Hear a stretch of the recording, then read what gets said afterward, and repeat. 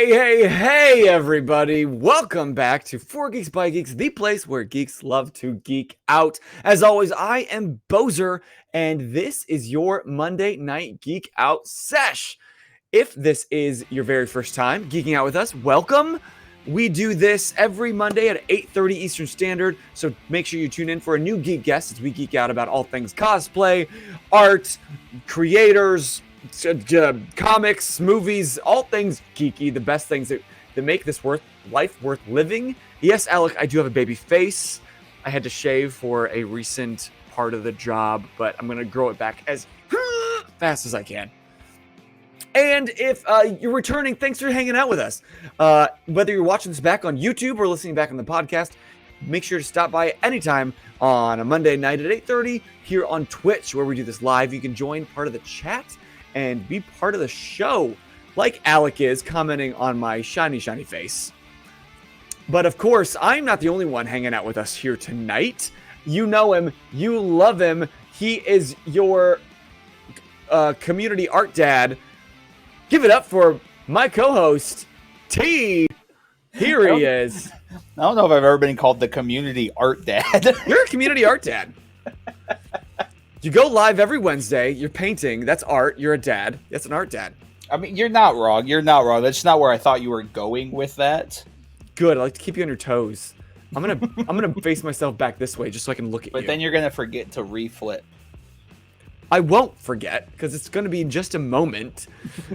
He's talking about when we bring in our new guest for tonight. If you guys don't know him, you will certainly get to know him very soon, and all his amazing work.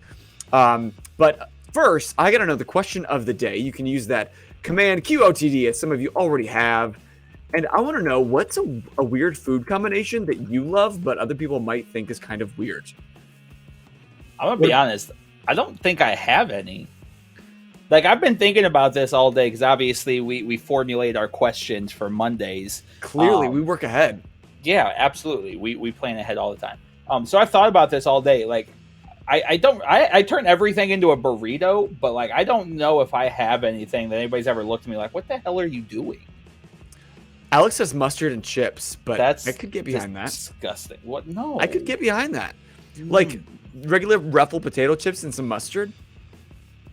No. I could get... Okay, now he's saying toenail burrito. I pray that's not really what you're eating. I don't know if this is weird. Apparently, I've got some eyebrows. This doesn't seem weird at all, but it's really good. Have you ever had a peanut butter and butter sandwich? No, but I mean, it makes sense. Butter is kind of something that kind of like highlights everything. I don't really think there's a problem with adding butter. Like, butter is such a basic ingredient to anything you could possibly make. So saying that's a weird combo, I don't know. Well, tell my wife, because she thought that was so weird. And I grew up on it.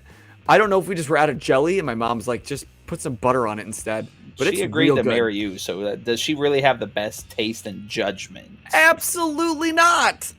None. Then we're None safe. Taste. So yeah, she can't judge my taste in food. She's got no taste in husbands. I rest my case. Lawyered. Well, guys, it's been a couple weeks since we've got to do a Geek Out Sesh, so thanks for waiting. And let me break your heart now. There's not going to be another one next week, because I'm going to be on vacay, baby! Pew, pew, pew, pew, pew. But I will be posting pictures and sharing me living my best life with all of you, so have that to look forward to. Did you just tell us to live vicariously through your ability to go on vacation? I did. I can vacation real good. Real good. I don't know the last vacation I've been on. That my current financial status, I don't know if it's happening anytime soon. Bro, just get in the suitcase. I'll take you with me. Bet, no takebacks. Not taking it back. But I gotta know our guest for tonight. I want to know what his weird food combo is. Because if you haven't met Freakish Workshop yet, stick around, because he's doing incredible work. You saw in the intro all of his incredible work, and I want to know how his big brain even comes up with this, where it comes from, how to do this, because I'm increasingly in my day job, they keep coming to me for like cosplay things, and I don't have answers. So I'm going to be asking some like real specific, how did you do this? I need You tutorials. honestly might be the biggest middleman for the cosplay community. Like, hey, can you do this? No, but I know a guy and or I know a girl. and/or I know a they guy. I know a person. So please, y'all, give it up for my new friend. We haven't got to hang out with in person ever, but I'm really excited for this. And he's been hanging out in the chat for weeks now. Yeah. So give it up, y'all, for the one, the only, the very one Freakish Workshop. Welcome. How you doing? I'm doing great. Thank you very much for having me. Wow. Oh, wow. They are loving it. Can I just say, as the middleman, you A, very much are, and B, you are so important. We all need those people. You do, and honestly, the community does. It really does, and I appreciate it. There's more of you, and I mean, it's most of the time, it's how cosplayers actually get into cosplay is through a middleman. It's, you want to make costumes? I know someone who does that, something to that effect. So honestly, that's what I need at this point to get into. Like, I want to cosplay, but after seeing like some of your projects, like I can't do this. Like, there's zero chance in hell that I can pull this off. Yeah. Tris, how's it going, man? We got some great folks in the audience tonight. We got really Tris here, we got Little Rascal here, Alec as always. So if you're here, let's hear from you so we can sound off. Tris, speaking of middleman, you are, I think, the middleman to get Freakish Workshop on the show. Because you attended Tris's Geek Out Sesh. It did. That probably was one of my first shows. Yeah. It was that or Isolina. Okay. Isolina, okay. One of the two. So, right at the start of the year, because Isolina is the very first of 2022, where we decided we're going to do this right. And then I changed my mind, last month, and we've been doing it wrong ever since. Just kidding. We're doing it wrong starting with this part. No. Starting right now. But we have some requests. People want to see your Funko, so I'm going to make you a little bit bigger. Oh, okay. I can move the camera. And I'm going to move the logo, because I can just move it. Isn't that cool? So, I'm a big collector, and I worked at EB Games for a while. GameStop now. It's GameStop. So that's, I want to say 2/3 or like 3/5 of the collection. There we go. Wow. So are those like the acceptable ones? The other ones you're ashamed of, or are they just not like show quality? No, it's the so I've got the 3 shelves here, and I have another 3 shelves that I want to put up here, and I like to keep them all together. So I've got like I have like video games and movies together. So I have like my Ruby ones, Hellboy, Alien, Gladiator, Terminator, Lord of the Rings, and the other ones are like Marvel, and I have a lot of Marvel ones, and I don't want to put up half of them. So I'm just waiting for the other shelves to go on so I can keep them together. And then there's a bunch of random ones. Like I've got, there was a Comic-Con exclusive Stan Lee that I have in like a special case over there. And I have like, for example, I don't have a Thomas Wayne. I want to buy a Thomas Wayne, but his price keeps going up. But I have a Martha Wayne Joker from the Flashpoint in her box. And so she goes separate from everybody else. Stuff like that, where I like to keep things together. And you guys saw like I had a bunch of action figures and stuff like that. So I'm a big collector and all that fun jazz. Sounds like he's organized.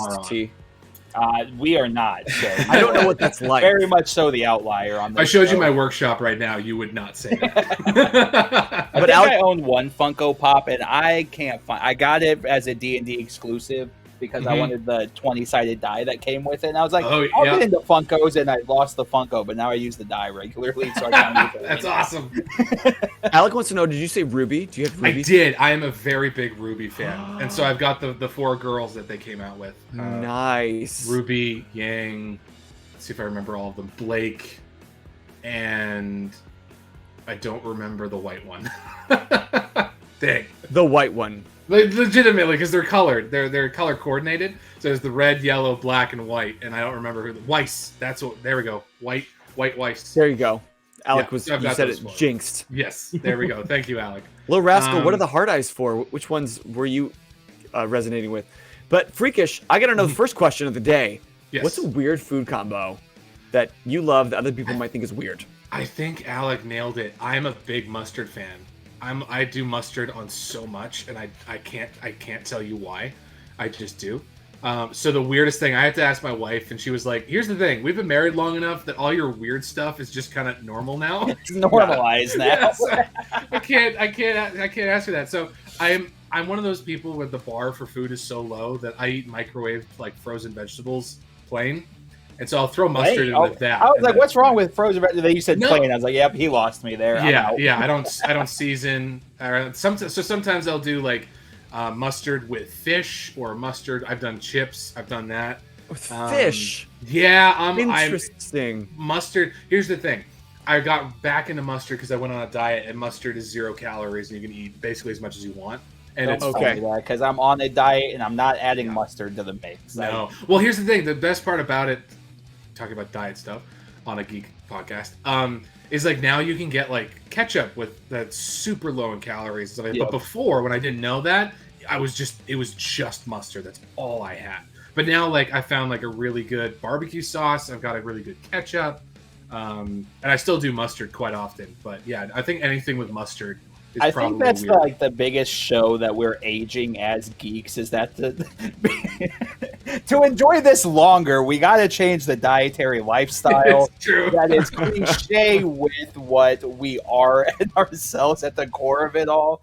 Because I mean, if I don't trim this up, I look like a basement dweller, and D&D is my thing, so I can't look like the cliche basement dwelling D&D. Be a walking stereotype. I gotta slim down a little bit. I gotta not look. I gotta act like I'm a little bit collected over here.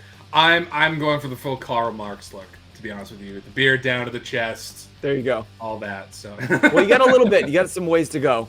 I got some ways to go. My beard is halted for whatever reason. But you know. Well, for those that are just tuning in, we are here with Freakish Workshop, and if you're not familiar with his work, tell us a little bit about what you do as a geek. Okay, before I wanted to move on, you had mentioned how cool I look in all those photos. All of those photos were taken by one person. Her name on Instagram is Imladris. I totally blanked Imladris. IMLADRIS.cos.pho. Imladris Cosfo. She is phenomenal. She's a cosplayer herself. But she took all of those photos, and she's the reason why I look that great. Because obviously, I honestly don't. Outside of those photos, she's bang on. She looks makes me look so much better. I'm looking up her. Goes such a long way. It really, and that's why I've gone. Like I did one group photo shoot with her, and then I was like, hey, I've got this like Praetorian cos. Do you think you could take? And then at that moment, that was when I actually kind of like took off. As a cosplayer, I got tons of photos because the bridge that we took it at. Later we'll show a photo, but the bridge was red interlaced. It was it's cool, gorgeous. And after that, I was like, "You're my photographer. I'm not going with anyone else as long as I can." Everything else I've done, I've tried to go with her. So well, it's important to find your photographer that you're going to work with. As we've had a lot of photographers on the show in the past, once you have that positive relationship, like you don't want to just go with anybody.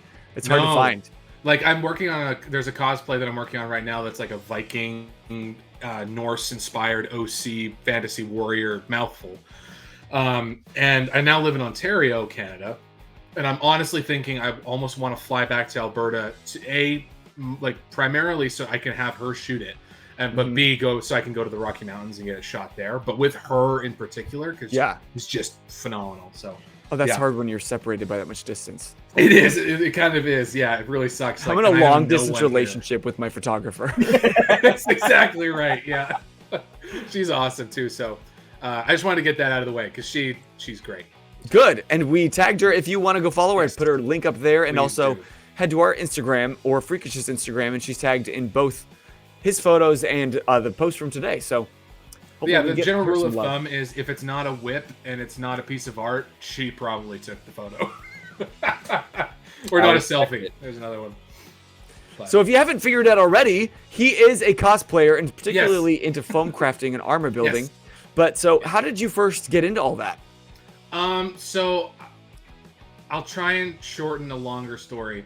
I was into making movies for like the longest time, and I was kind of good at it. I'm also a writer on the side, so I know how to tell a good story. And what I ended up doing was having to I was trying to make movies, but I would focus so much time on the costumes or the props. Okay. To the point where like the movie never got made because I was so focused on that instead of like writing and producing and directing and all that fun jazz. You know, the extra stuff. All that extra stuff, totally not needed for a movie. Yeah. The And so- important part of it all. Yeah, exactly. And so this was back when I was, I don't know, like 18, 19 or so. At one point, I was, super late at night working on something. And my dad, who's the reason why I'm an artist, he helped me draw when I was a kid. I don't have a memory of me not being an artist because of him. He kind of walked in and was like, "Can you I want you to step out for a second." So I stepped out and closed the door. And he goes, "Okay, we're gonna re-enter your room. It's not your room anymore. It's someone else's room, and I want you to tell me what they do for a living or as a hobby." I'm like, "Okay." Open the door, and he's like, "What does this person do?" And I thought it was like a test. So I was like, "They need to clean their room." Right? They need to fix the spray paint stain on the carpet. And he's like, "No, try again." And I said, "They make costumes." He goes, "Exactly. I'm not telling you what to do. I just wanted you to know that." And at that point, then I started reaching out through him being a middleman. I reached out to a cosplayer named Jessica Cross. She was doing a bunch of stuff at the time. I think she was working on a World of Warcraft, and then she had just recently done a Skyrim Nord armor cosplay. So I reached out to her. We've become good friends since then, and because she was an armor cosplayer, and I kind of goes into how I look at and how I plan cosplays. But I'm a really big guy. I'm 6'3", 300 pounds. I'm overweight, so I'm a big guy. I'm round and I'm tall. Just like us, T. Yeah, definitely. Big shut up. And so for me, it was I grew up around superheroes. I saw what the superhero looked like with the Dorito body, and I knew I didn't have that.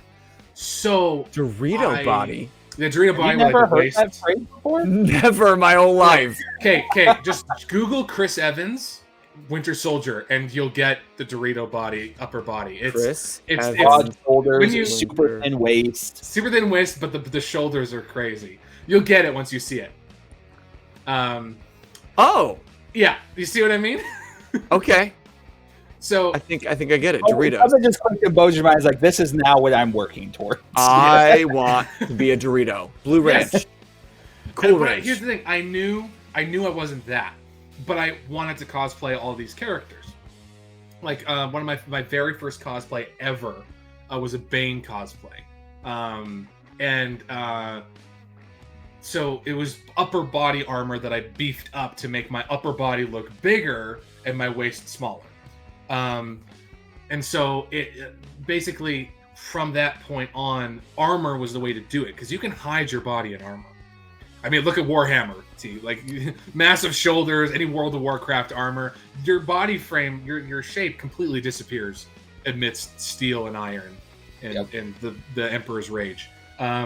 So that's kind of how I got into it. And eventually I've gotten better at just kind of being who I am when it comes to, I don't want to say body positive because I'm definitely not positive about my body, but it's definitely more just accepting and going with it versus trying to change it, if that makes sense. That's why I got into armor cosplay. It's good to come to terms to recognize, because you can be a big person that, obviously we all grew up with, oh, if you're not, BMI was such a big thing that was pushed, if you do not exist inside this, you're not attractive, you're not healthy, and really coming into, the confidence of being, proud of who you are, and, people don't really care about that type of stuff. We're all at the age now, it's probably good for you to look that way because you're going to live longer. But we're all to the point, most people now go to the gym to not increase weight. It's no longer to shred and be that beach body. It's now we're to the point, confidence, we're it's just acceptance of as a whole. It's no longer that 20-year-old facade of I'm going to be the best looking person in this room. No, yeah, and something that so when I came to terms with that, it was I used the term I'm always going to be a truck. That's just my shoulders are big. I'm just a big guy. Am I going to be a garbage truck or an armored truck? That's the difference. I'm gonna steal that. I'm Yeah, gonna steal it. write I'm that gonna down. borrow it, Yeah. steal it.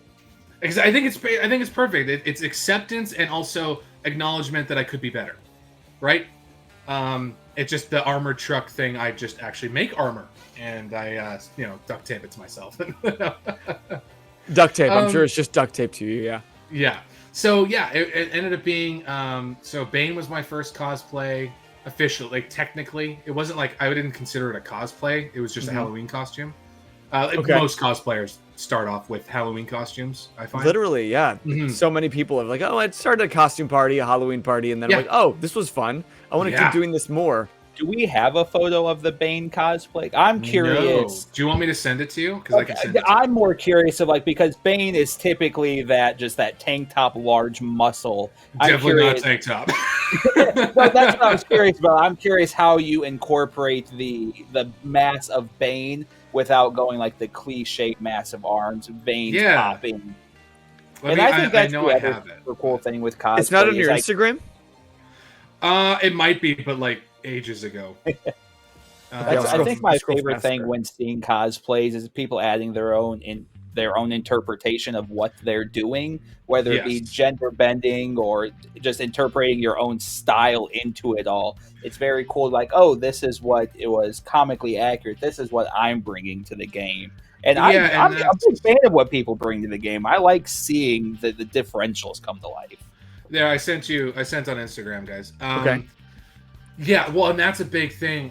Something that buddy Tris Rex has helped me kind of come to terms with is my style, which is very much there it is. So this actually kind of showcases my style quite a bit. If we want to jump into that, I love the MCU and I love DC for equal reasons. They take very comic book looking cosplays and add functionality and a realistic look to them. That's why like Captain America's first costume is phenomenal. Just because it's straps and buckles and pads. It's fantastic. And I love the other ones too, but so my style is very much take that and like take a comic book look. Captain America, actually, if you want to scroll down a little bit, you'll see it's a good example right there. Okay. So this is a cos plan of a Captain America cosplay where I'm taking Kevlar body armor that exists in the real world and mixing it with like hard armor plates to get a somewhat new look. I also designed this right after the PlayStation 4 Avengers game was announced, where he's wearing Kevlar. That's kind of all he's wearing is just Kevlar. And I kind of went, that's cool. It's not Captain America enough for me. So you can see there, they've got like the pouches across the upper body. I've got the tactical belt. There's like a medic pouch. But you also have like fingerless gloves, which are completely not tactical whatsoever. You have hard gauntlets. I didn't show, but on the bottom, I have his shin guards are actually these shin guards the military uses, and they've got these jagged edges to them to help guys climb up terrain on their knees. Okay. So again, it's a blend of like realistic, functional utility gear with a comic book flair, which is another one. So if you like, if we go down, you might see my Watchmen comedian, same design. It takes the comedian and updates him in like realistic looking armor. Baron Zemo, another example where it's kind of realistic armor. Actually, I've got the helmet here. So for those who are not familiar with Zemo, it's the purple lines on the helmet. Very kind of classic Zemo.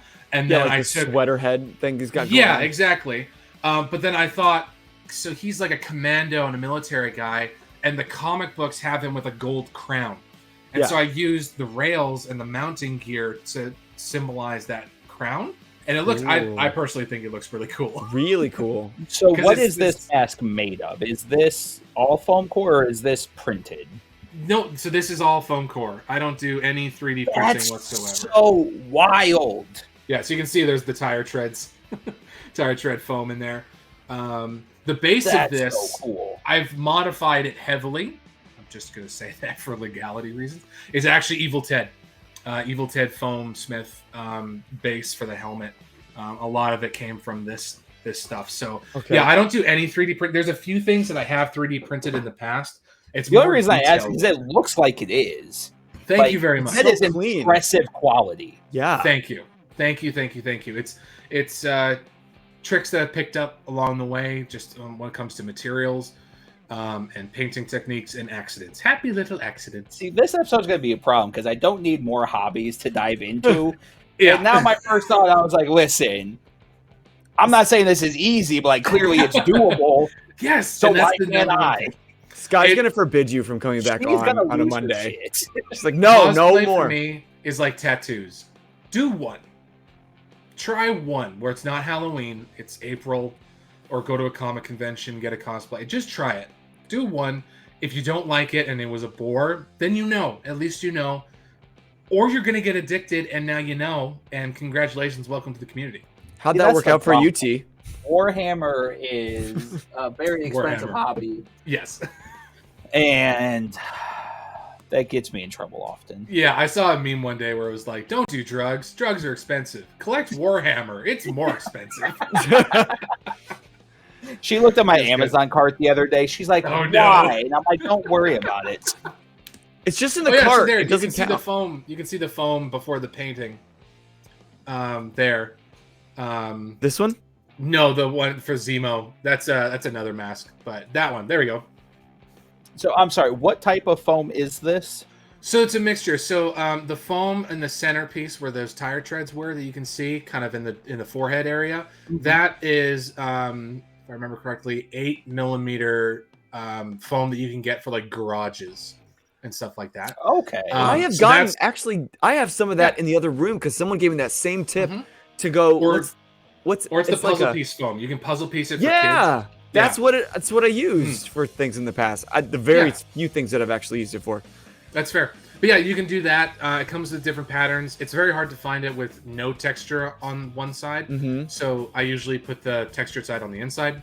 And Yeah. then all of the white and the mounting gear is what I call craft foam. To me, there's a difference between EVA and craft foam. EVA is the industrial stuff. Craft foam is for crafts, and so it's thinner. So all the white there is 5mm craft foam, and that's from I'm not sure if you're familiar with Canadian stores. Super but it's not. from Michaels. Oh, we have a Michaels. Oh yeah, no, yeah. Michaels is the US thing. So We have Michaels. Yeah, I get almost all my stuff from Michaels and a dollar store. So I'm not even like What? Treasure X does like foam clay and high density What? foam. I don't do that. That actually leads into my next question really well. And I know this is a loaded question because I'm sure there's a lot of intricacies that come. What if you had to put a cost on the material for that helmet? How much did that helmet cost? Like excluding like obviously like your valuable time going into that. Yeah. I want to say $15. Okay. What the hell? Okay. Yeah. $15 like, and that's one tube. I use like a contact cement glue. The googly eyes are like $1.25. The foam is probably the more expensive part. So The more took expensive part of the yeah, more- $15. Yeah, I know. Oh, Do right. you know how excited Sky would be if I'm only spending $15 on my hobbies? I can't No. buy paints for $15. Well, that's just the helmet, I'm- T. I'm just To be fair, gonna it's just say- the helmet. So that helmet was also that helmet is probably the 6th version. So I got very good. I'm very good at making Oh. that helmet. So I went through. So for example, the first time I ever used Evil Ted's foam helmet is you basically get this shape. Take out this nose piece, and you get this shape for the helmet. This is the first one I ever made. That's dope. It was for like a Viking cosplay. It was like a dragon stuff. So there's like So this is a mixture of like this stuff here is 1mm. This is the 5. All of the rest is an 8mm. This was rough because I had no idea what I was making. Zemo is my most recent. This is also one of my most recent. This is an alternate Ares helmet. Most affordable addiction, yeah. And ironically, so this piece is around the same amount. So it's probably gonna be like 25, just because I have like this, and I built the horns. I had to get the template for the horns. The most expensive horns part. foam let's see if- too?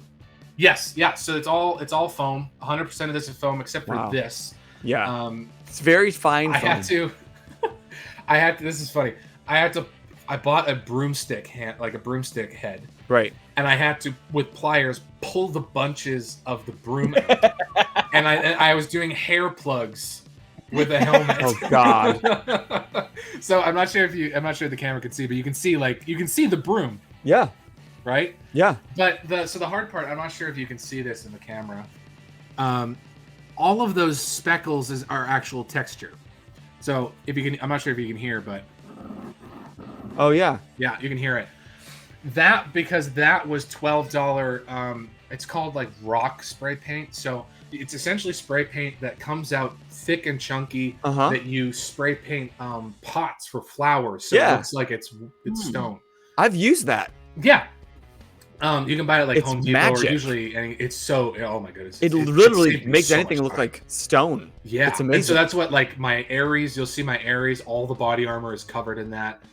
That ended up being the most expensive part because it's expensive spray paint. Otherwise, you can go to a dollar store and you can get perfectly fine foam. You can go high end.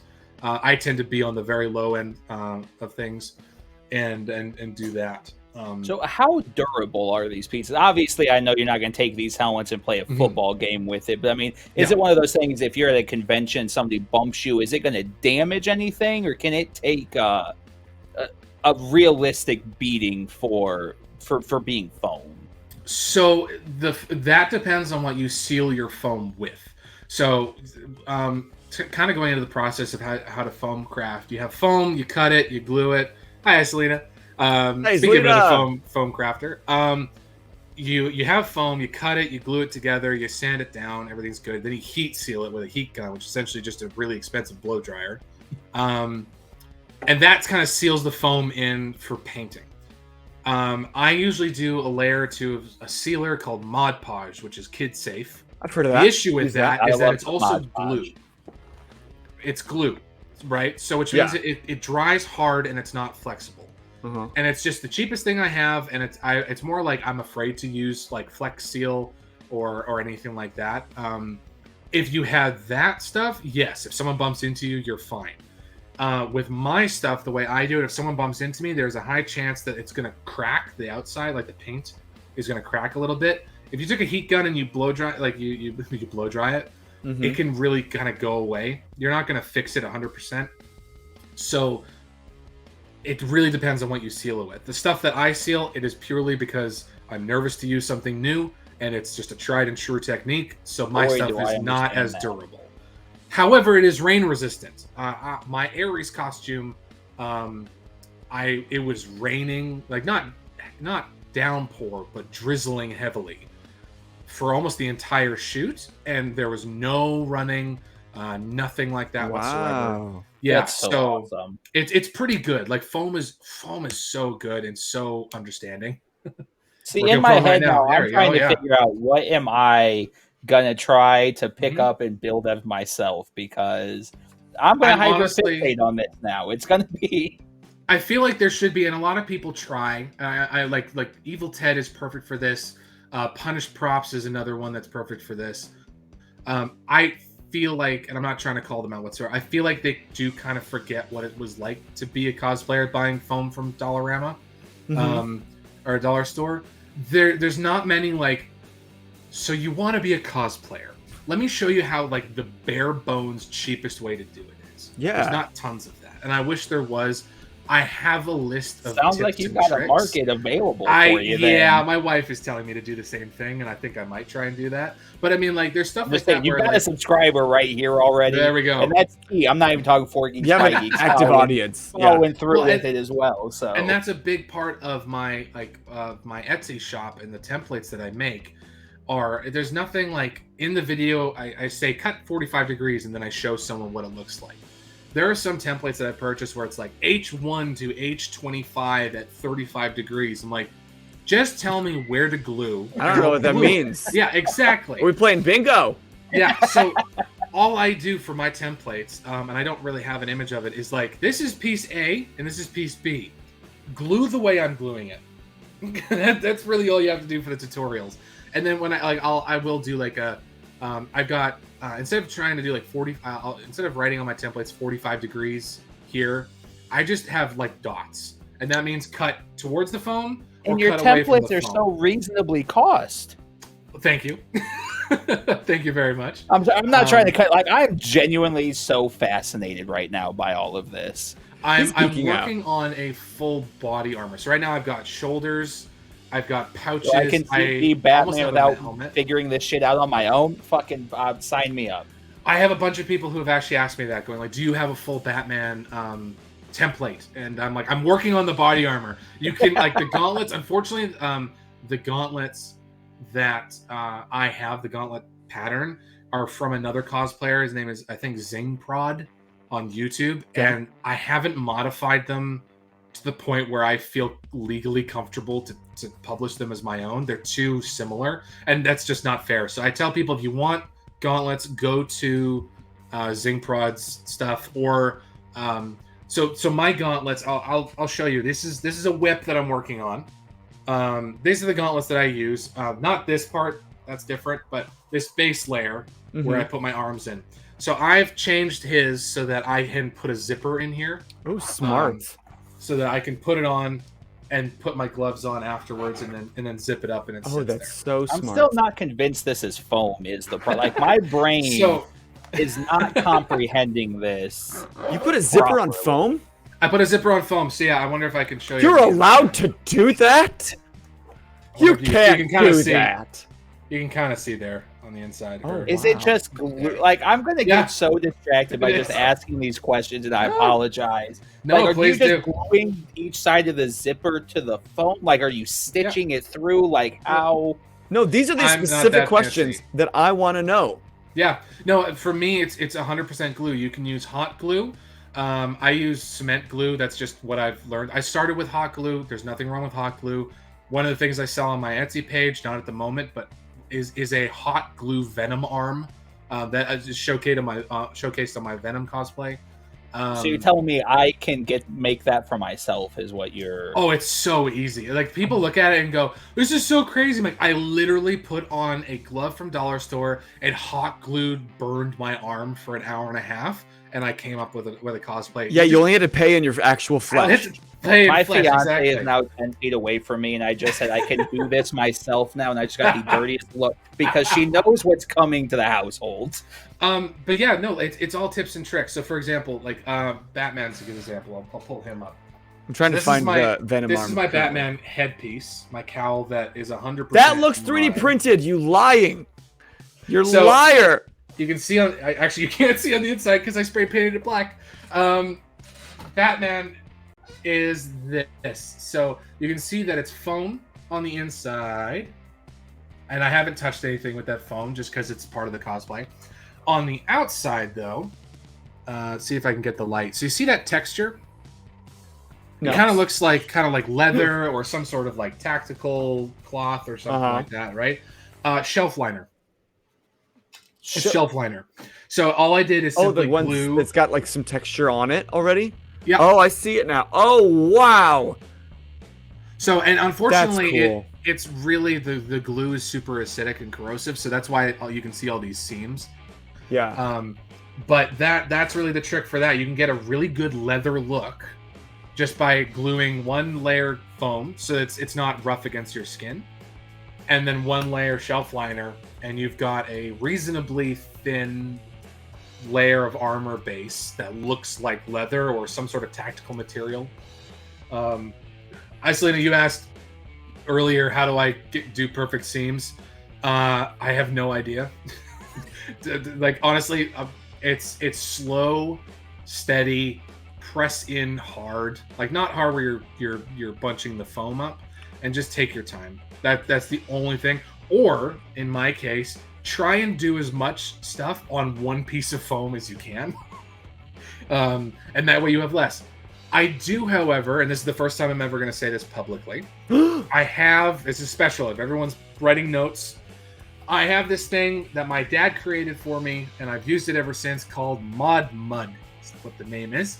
It is a 1-to-1 ratio mixture of Mod Podge and what do I call it? Like mudding the pink tack that you put on mud to fill holes in walls. Like, okay. Speckle, thank you. Okay. It's a 1-to-1 essentially, and what you're looking for is a very thick toothpaste consistency. Thank you. My lexicon's not working. But you came up with the word lexicon. I know. That's because I use that excuse so often. Word I know hard. What it is. And so you're going to be able to see the seams just because it's an edge. This was the very first Batman cowl I ever worked on. This is also the very first time mod mud was ever used. I have to figure out the camera. So right here. You say first like that thing's not flawless. So it's hard to see the seam lines. You know where the edges are, but you can't see a line. There's a seam underneath the ear? Mm-hmm. Oh, yeah. So this cowl and this cowl is essentially using the same pattern.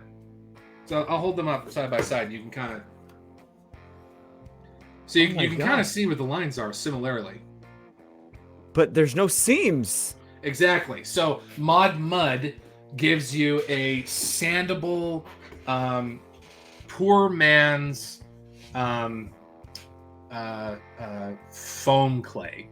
This is such just like a great example. Like, you don't have to have loads of money to be able to make quality work. No, and honestly, like it's really cheap, relatively speaking. Like I buy Mod Mud in like Mod Podge in the 2-gallon jugs. There's an investment. And the speckle start, is really cheap to buy. Yeah. So that's another thing that, you know, that's what I use as seam filler, and then it's just a sanding job. Mm-hmm.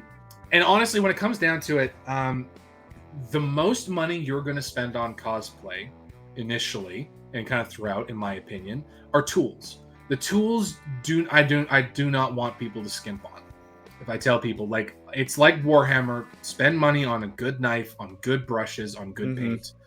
You can buy Etsy models, you can buy, you know, third-party Dungeons and Dragons models, but the paintbrush and knife or clippers are kind of crucial for the process. So for me, it's Dremel, palm sander. Get a palm sander. It's going to save you so much time. That's that thing. It's like this big. Yeah. You hold it and you put it down and does that. And it kind of like gives you that twitchy hand after a while where your it's all nerves fuzzy. are shot to hell. See, this is where my confusion comes. But you said the foam's only 8 millimeters? Yeah. So the foam's 8 millimeters. In my head, all of the sanding is just gonna delete and make holes. Yeah. Delete. So you're gonna get really good if you go into cosplay. You will get really good at finding out what grit of sandpaper does what and how fast. So what you do is on seams like that, you could probably start off with something like a 400. So enough where you feel it and you're like, that's sandpaper. And that's going to get rid of a lot of the surface texture. And the cool thing with foam that I find when using a Dremel, so for example, this is a Rockstar mask, and it's really white, so you can't see it very well. But these seams right here, I actually just took a Dremel bit, and it was a pretty high grit, so it's probably like a 600 grit sandpaper piece, and I just zipped it up and down once or twice. The heat of the friction actually, I find, melts the foam together. Like cauterizes. Yeah, it cauterizes. Yeah. So sometimes you get really lucky with a palm sander and it cauterizes the foam. So you start off with something a high grit, like say, for example, say 400.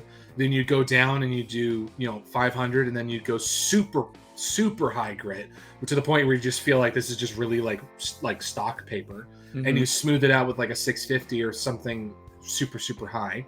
And now you've got something of a seamless seam. I'm not great at it, I'll admit. I'm not that good at it, I'll say. T, would you say that he is great at it? No, I don't want to hear the lighting is bad. The lighting is bad right now.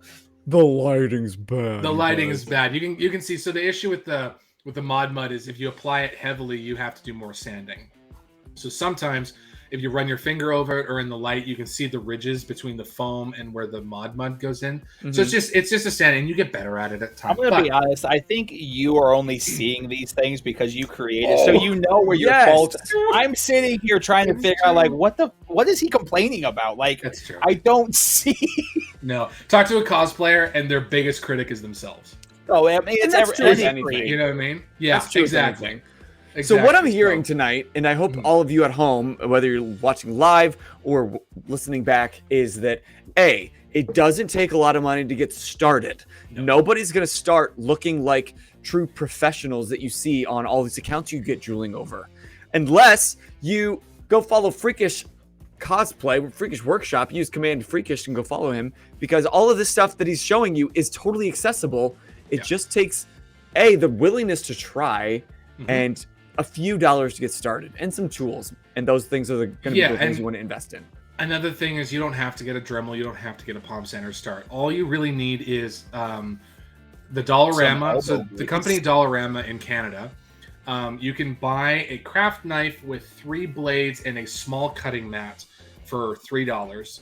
The foam that you get is like a 4x2 rectangle, $3 a piece. It's not great quality. There might be some holes, so you can get some good stuff. And then the cement glue or hot glue is, however cheap. So you don't have to get all of the sanding gear. You don't have to get sandpaper. My Bane mask had 0 sandpaper work whatsoever. It was just glue and paint. And then you just, the more comfortable you get with it. So the Batman cowl, for example, I've made like 7 of them. So when I make them, when I make the final product, this takes me like half an hour to do. What? Just because I've done it from 7 nothing? times. Pause. Yeah. Nothing. Pardon my language to those sensitive. What the flying fuck? Did you just say that takes you 30 minutes? And most of that is glue drying time. False! Yeah. This guy's trolling us on our own show. He's got to be. It's how fast you do it, and because I'm a Batman, I say I'm a Batman cosplayer because Batman's the most recurring character. I get you get really good at characters you do constantly. So I could give you a piece of foam and some glue, and in 30 minutes you'd have that. I wish we'd have known that my information template, because we would have had this man working in the background, working on it, interviewing like, all right, here's your challenge for the episode. Get this done by the time we conclude. Make a cowl. Yeah, no, it's a lot of fun, and honestly, because Batman, and also is the passion. Batman's one of my favorite characters, so I love working on him. It's the reason I've done 3 or 4 different versions of him. I sent you the very first Batman I ever did as well, and that was just like hockey. It looked like hockey pads, which is funny. I'm not wearing hockey pads. My eye looked like I was wearing hockey pads or football pads. I'll say that, football pads. But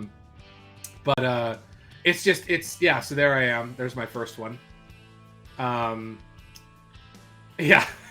So going to cons. Yeah. Obviously you don't drive in this. How long does it take you to then get into costume to be able to get out onto the floor and start enjoying yourself? So as you go to more cons, I find you're going to get better at wearing things beforehand. I don't want to strip down my undies and get into a morph suit in a parking lot. So I'm wearing the morph suit. I'm wearing the boots. Probably the most expensive piece of hardware when it comes to cosplay I've ever purchased is I bought these hiking boots that look pretty military. And I use them in every Batman, Punisher, all that kind of stuff. So I'm wearing those. I'm usually wearing the shin guards, the knee guards, anything that I have to kind of bend over for. Honestly, I can just imagine getting pulled over. Sir, where are you going? I don't know if you're going to believe me. I'm just going to a comic convention. In a morph suit where yeah, or in some cases like my Batman that I have currently is a muscle suit. So I'm sitting there like this with like with my man boobs like poking out, making a pyramid in my chest because I separated them to make it easier to move around. And my biceps are massive and my forearms are tiny. It looks like somehow I did bicep curls without forearms. It's so weird. You only use the curl. Good. It's this. Yeah, exactly. Yeah, limp hands, just this. Yeah. I have like the new one. I have like the I'm not sure if you guys are aware, but the superhero crotch. You seen that? Like where there's a specific bulge for superheroes. Yeah. Where it looks like they're wearing a cup. Oh yeah. Boser, you're okay. Good. I'm gonna say you're kind of disconnected for certain things. Wait, do you mean Dorito like body? Yeah, I know nothing. Hi, I'm just here He for the doesn't good like times. the waist down, is what we're finding out. Apparently I spend too much time. No. Hey, I If ain't you blind. just look up Superman, Batman, Spider-Man. It's what's known as like the superhero crotch, in the fact that it looks like for males that there is nothing down there. I'm gonna It's type in just superhero flat. crotch. Just look, yeah, it's gonna be great. Like, I feel like you have to in that type of convention. Like, you're making things awkward if you're just raw dogging it. Like, I feel like that's Raw dogging it. No, seriously, it's an issue. Like, it's a legitimate, like, if I remember correctly, one of the expos I went to made a rule that if you were wearing a morph suit, you have to wear 3 or 2 layers underneath it. like, and I don't want to take away from like actual. And I'm not even sure the best term for this. Like, I don't want to call it sexual assault because that is a severe term. But like, if you are just out there showcasing nobody is wanting to see that. Like, there are sites and relationships to be formed for that level of exposure. Like, there's way too many children at a con to be mushrooming it at eye level of a 4-year-old. 100%. And so that's why. So my first Batman costume, I just simply wore a couple of layers. My second Batman costume, I actually put like an armored plate in the way. Smart. Like, I still wore multiple layers, but I'm like, I'm not going to take any risks. And then for my third one, when I was going for the muscle suit, it was all about adding muscles around the Ken doll shaping, exactly. In the fact that I had thighs and I was bulking up I had abs in, and so I wanted to make sure that the muscles were consistent. And so all of a sudden having this, like, when your thighs are massive and there's just like void where your crotch should be in a superhero, it doesn't look good. So I built the superhero crotch in. Mm-hmm. That had to be really validating to know that you were stuffing it. That day. My wife can attest this. I was like, I have a superhero crotch. It looks good. Because like having a brick also doesn't look weird. Like if you add too much round, it looks weird. It's a thing. It's how many to any like Spider-Man cosplayer, it's a thing. How many iterations of a superhero crotch did you work through? 2. Only 2. Man, he was quick with it. He's like, trial 1, not working. This what needs here. Now here it is. So there's that. There's also like, there's also I didn't know how tight the morph suit was going to be because I built the muscle suit and then ordered the morph suit to the measurements of the muscles, not myself because I don't have much. So I wanted to make sure the suit was tight so that it looked like Ben Affleck, right? Because you can see all the muscles. And so I was like, I don't know how much this is going to be. So I even had the whole like, like the Dick Root muscle line, like where the waist goes down. I built that in. You can't see it. It was a waste of foam. But I had that built in just to make sure. Again, I built up the chest and my shoulders bigger than normal, while the other pieces I simply... Bigger than normal for a 6'3" man. Yeah, bigger than normal for a 6'3" man that's extremely overweight, yes. Well, and like, it all goes into... I'm not sure if it was Marvel... but one of the artists came out with how they drew superheroes in the early days, and it was a normal human, like the Da Vinci Man, is 5 heads high, and superheroes are 6, only because their head is smaller, because you want to make sure their body looks more muscular. So all you really have to do with that is make someone's head look a little smaller, and so you can look up Marvel 6 heads high, and you'll probably get something along the lines of that. But it's very interesting. So because of that, and because of the fact that I've got a gut, I tend to make my shoulders, my chest, and my neck bigger because of things to round everything out. So it's one of the reasons why, like, for example, my latest Batman Thomas Wayne cosplay, I don't have any armor in my midsection. I just have a chest piece, shoulders, and then the cowl. Naturally, I built the cowl to kind of make the neck quite a bit bigger. Emphasize like the traps. Exactly, yeah. And that's honestly, if you want to like up your cosplay game, add traps to your cosplay, and you'll look great. Like, just because not many people actually have them, but every superhero, every comic book has them. So if you do that, someone's going to spine ever. No. Interesting. This is not how I thought this episode was going to go. Boser and I went through and made up 15 questions, and it's been all how'd you make that? Oh my God, for how much? That's amazing. No, but this is great because like I'm already thinking when I post this to YouTube, it's gonna say like how to cosplay on the cheap or how to get started. And my favorite part about that is it's not even clickbait to get people just to get like it's authentic information that people are going to actually be able to walk away from this like, oh, I can do this because one, if you're already sending out the blueprints to get it done, that's the I feel like probably one of the most difficult aspects of it. They're not spending an arm and a leg getting into something they're not sure they're going to enjoy. No. And it sounds like we might be able to talk you into a how to do it YouTube series at some point where you can walk us through it step by step. Honestly, so yeah, when it comes to templates, you can find expensive templates for sure. You can also find cheap ones. My prices are based off of Evil Ted's. So if you look up Evil Ted channel, his templates are phenomenal, very simple, very easy, very basic.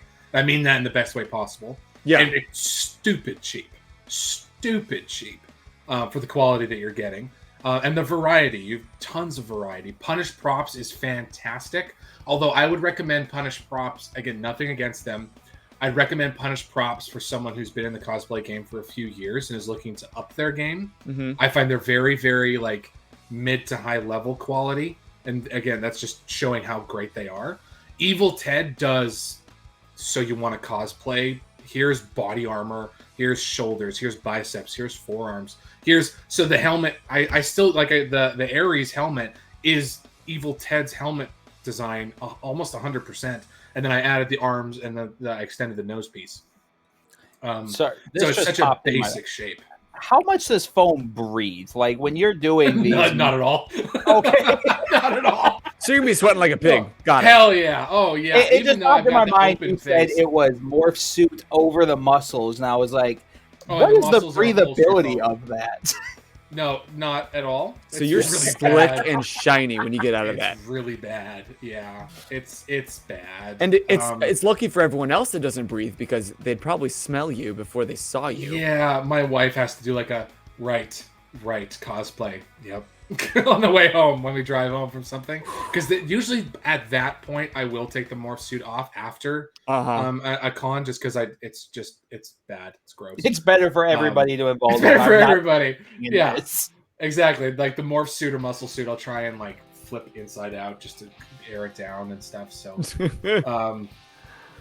but yeah, no, it's really the template, like, as in what I'm getting to is the beginner templates are endure the sweat, exactly. Like Batman, I originally I didn't do the makeup around the eyes, and then I wanted to do the makeup around the eyes, and then I learned that I need to buy sealer for the makeup around the eyes, otherwise I'm gonna get like black dripping down. It's gross. And then in your eyes, and you can't wipe it because you have a cowl on. No, yeah, one of the Batman that I had, I think the third iteration.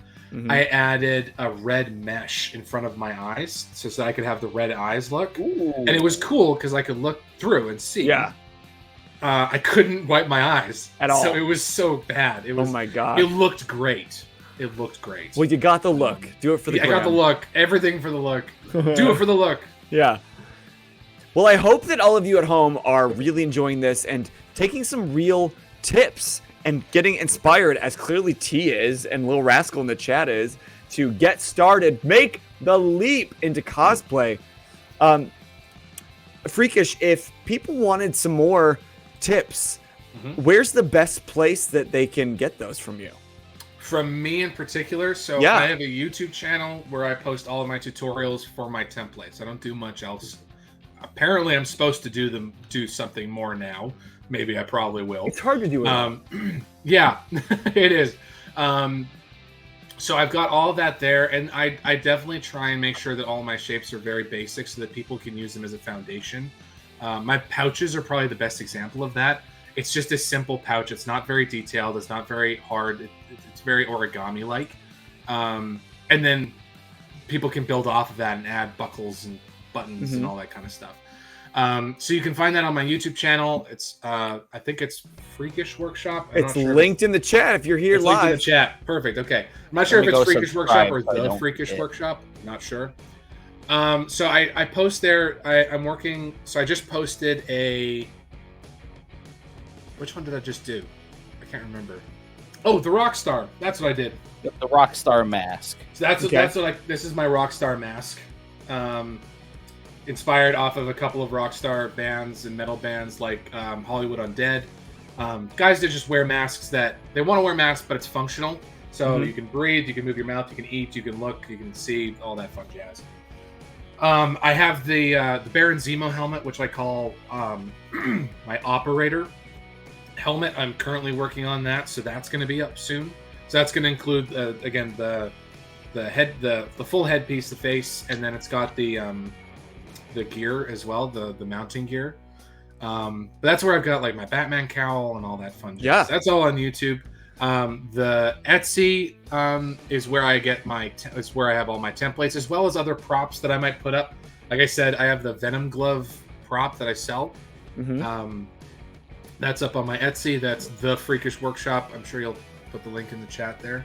It's been up a couple times, yeah. Oh, perfect. Okay, cool. So that's really tips and tricks. Otherwise, like Instagram, I might do stuff.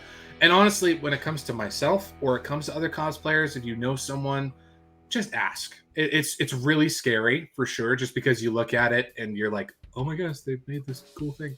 But just ask, how did you do that? What do you use? That kind of thing. Because we love to share.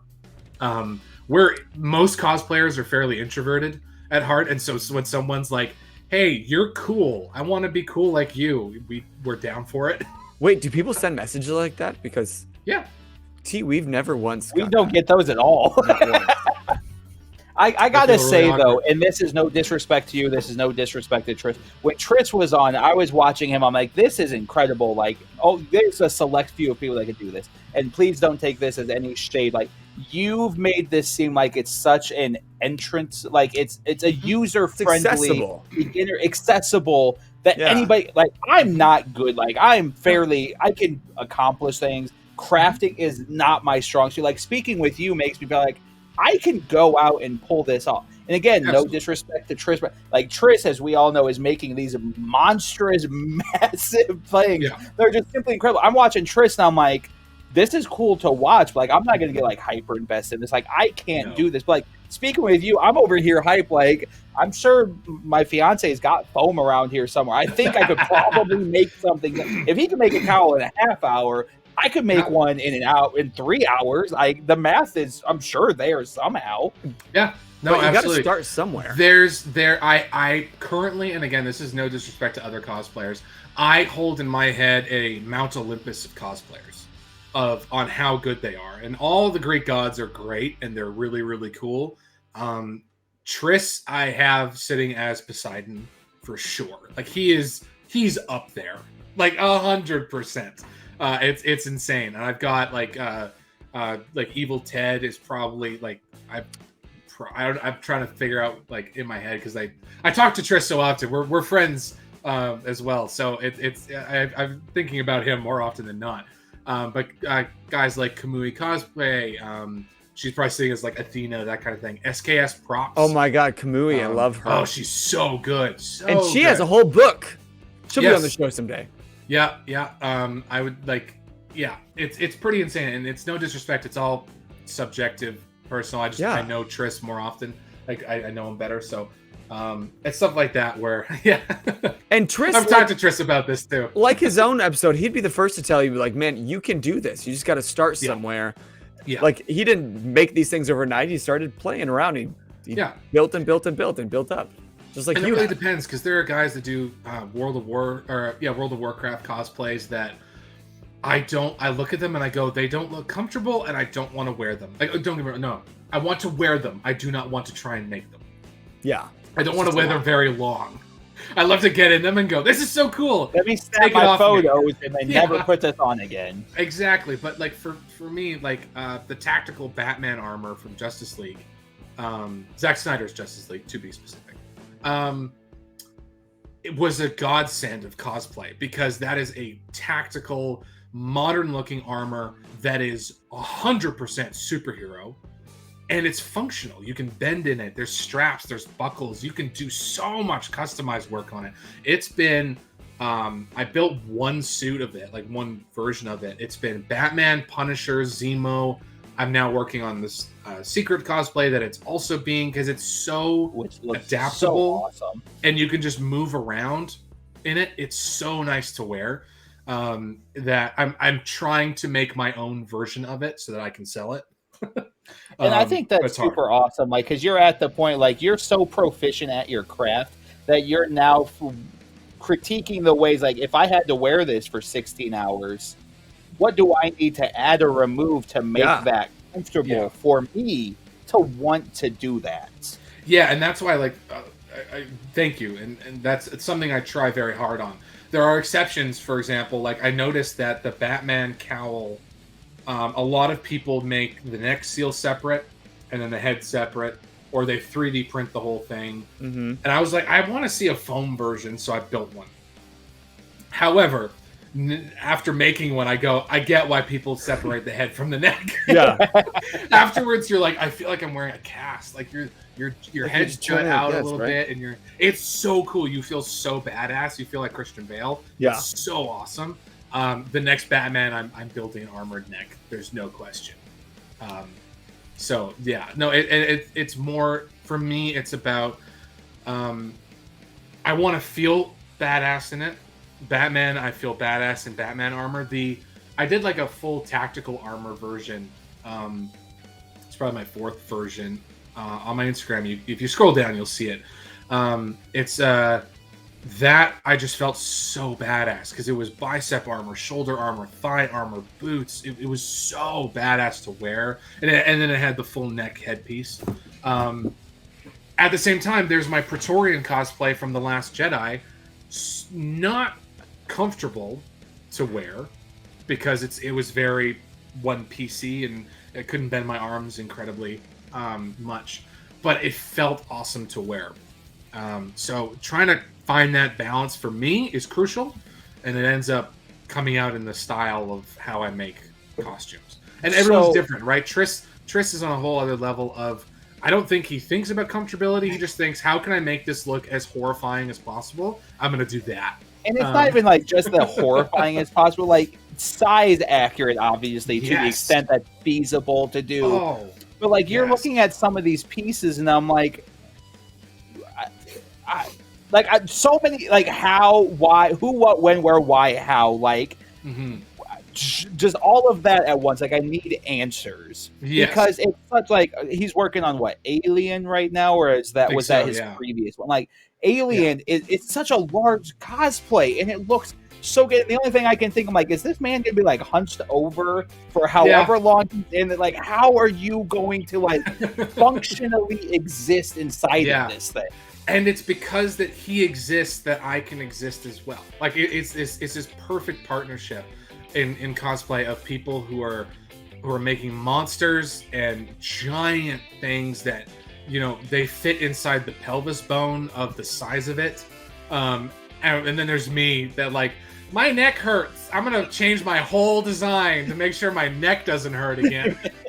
So I am curious, because this was actually a question I formulated, because I don't think we've asked a single question on our list this evening. I mean, we can do like a shotgun round. I'm totally down for that too. I've got too many questions that are naturally coming along. I'm not even too worried about those at the moment. Okay. So are there any cosplays that you started, you're like, this is just not feasible? Because like I said, you've made this seem so accessible. Like, has there anything that you've tried to undertake like this is just not, like, the possibility of it is either outside of your ability or just like conceptually doesn't make sense?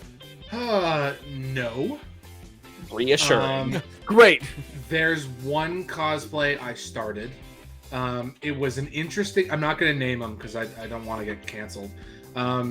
It was an interesting character with an interesting background, and I looked at the world of cosplay when it comes to characters like this, and went, this will be fine. And then that character appeared in a movie as a different ethnicity, and I went, it's now not okay to do this character. Yep. Yeah. So, and that's totally fine. I was bummed out because it was going to be a really cool I think I did a great job at doing what I do, which is modernizing a very, very comic book look. And so that was one where it was sad. Like, it was honestly, I'd put a lot of work into it. I had bought material for it. I was well into it. And that was one where I went, no, it's not right to do this. Even though I want to badly. When it comes to skill, I've just made it work. Ares was probably the most historically accurate costume piece I've ever made, mainly due to the fact that the design of the character, which was it's called Blood of Zeus on Netflix. I highly recommend it. It's by the guys that did Castlevania. So good. I can't wait for season 2. Yeah. So I looked at Ares list. and I went, oh my goodness, it's great body armor that I could do. That's so cool. I'm going to do it. However, I looked at historical accurate body armor and tried to match the two and marry the two. So that was really cool in the fact that I was making something historically accurate as best I could with foam. And then there are times like the Praetorian where, as far as I'm concerned, I was the very first person in the world to make a foam Praetorian. No templates existed. It was about 2 months after the movie came out that I was working on this. And nowadays you can find it all over Pepakura files, 3D files, all that kind of stuff. But I was 100% on my own. And it was thanks to my wife. We were watching the movie and we were watching the throne room fight. And my wife just leans over and went, I bet you could make those. And I was like, why did you do that? Now it's a scene in my head. I have to do it now. Was doing. She's like, I want to see this happen. So exactly. But you know what's sexy is in that. Could you bring up a photo of the Praetorian just so I can point out some stuff to it? So because that one's probably the hardest one I've ever done, and I'm being honest, that was so hard to do. Give me a sec. Mainly due to the complexity of the design, and I wanted to stay true to the design. And again, it's probably the most research I've also done it for. I don't want to recycle my compliments to you because I'm not trying to be like, oh, here's the one positive thing I can say about you, but again, I can't feasibly wrap my head around that. Like, all of these pieces that you're creating are simply foam.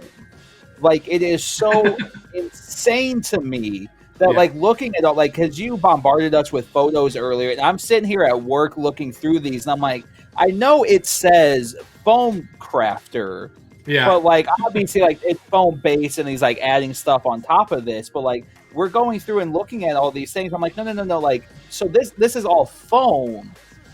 And it's just it's just fucking insane. If you scroll down, Boser, thank you for the. I mean, technically on my contract that I signed, you owe me 15 more, but you know, no one's keeping track.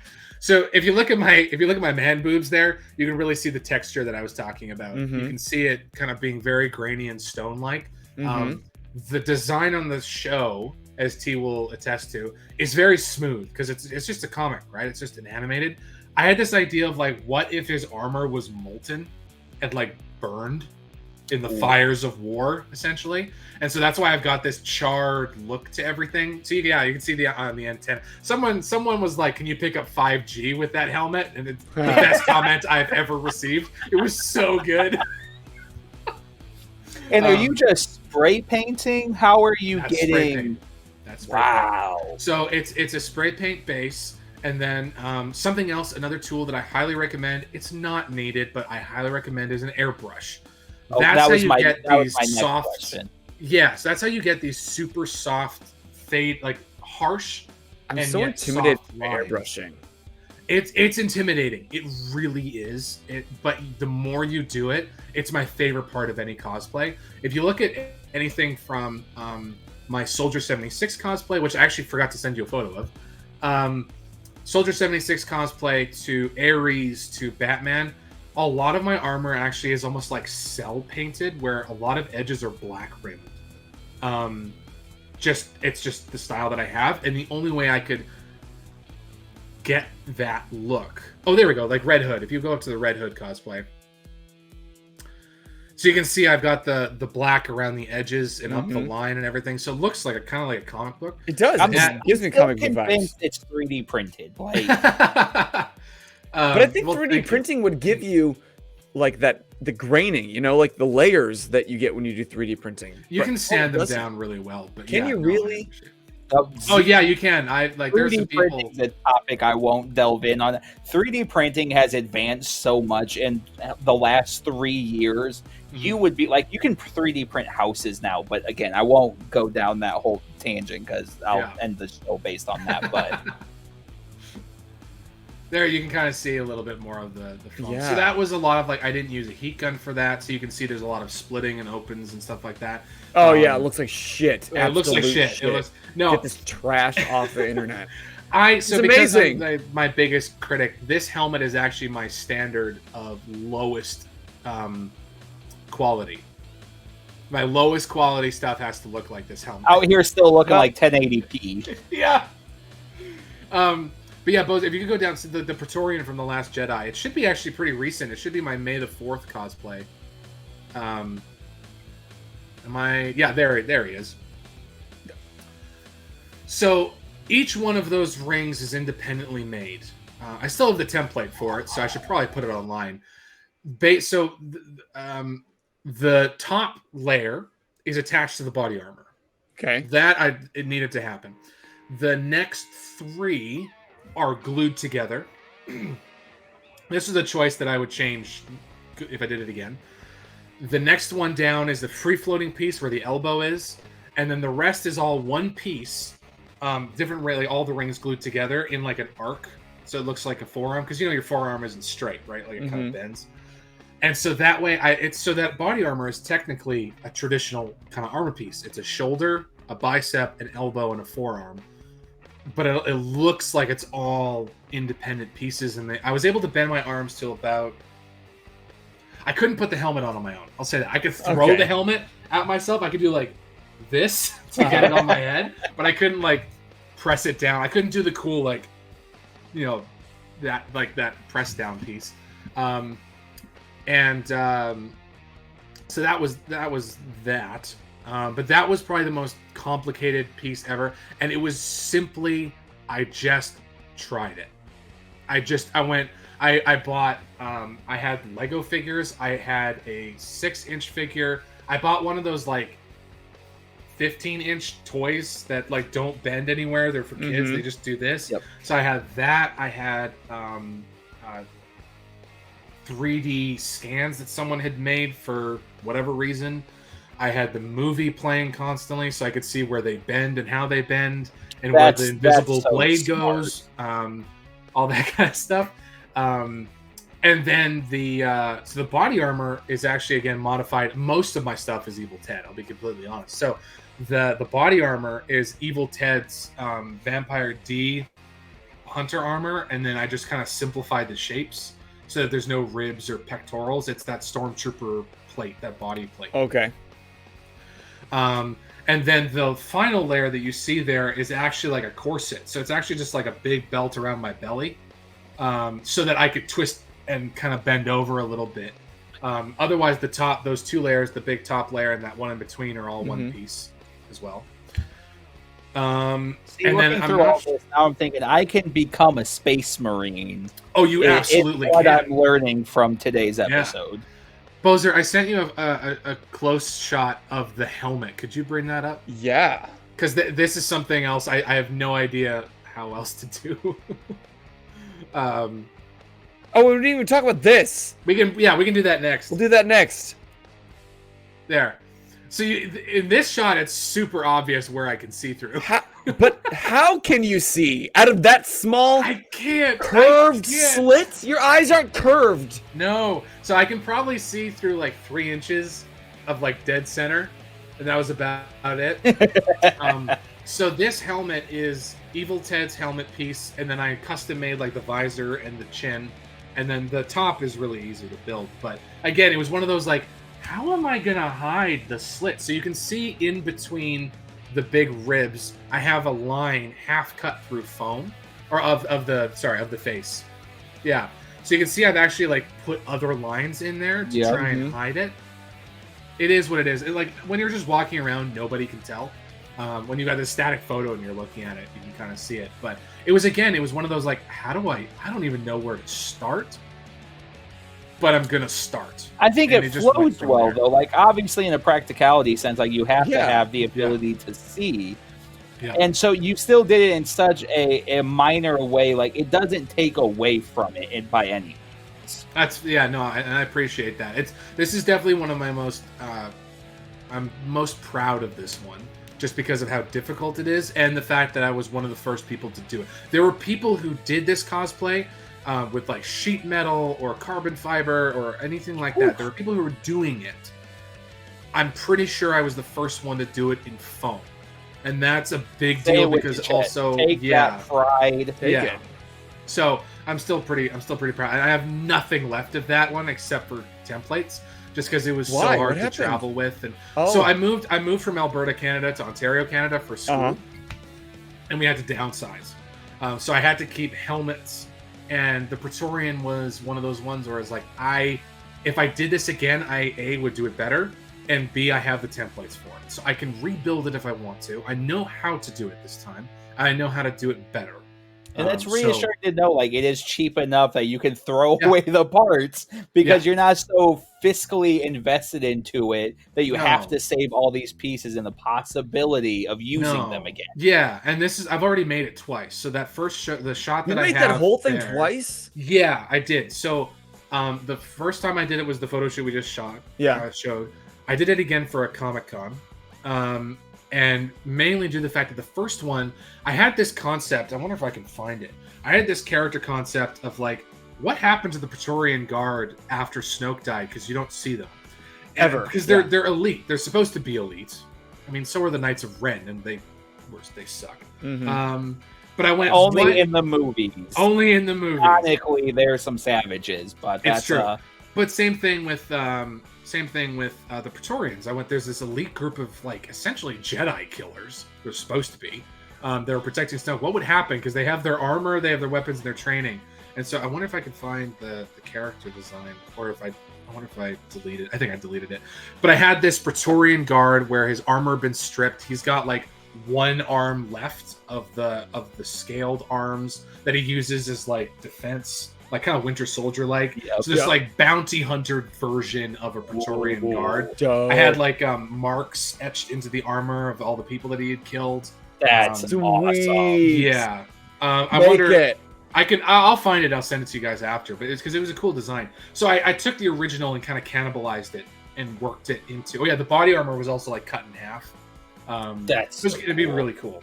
It was gonna be really, really cool. And then it just never ended up happening. Yeah. So I had this like cannibalized armor set and I wanted to take it to a con, so I built a second one. I still had the helmet, but I needed to build the body armor and the arms.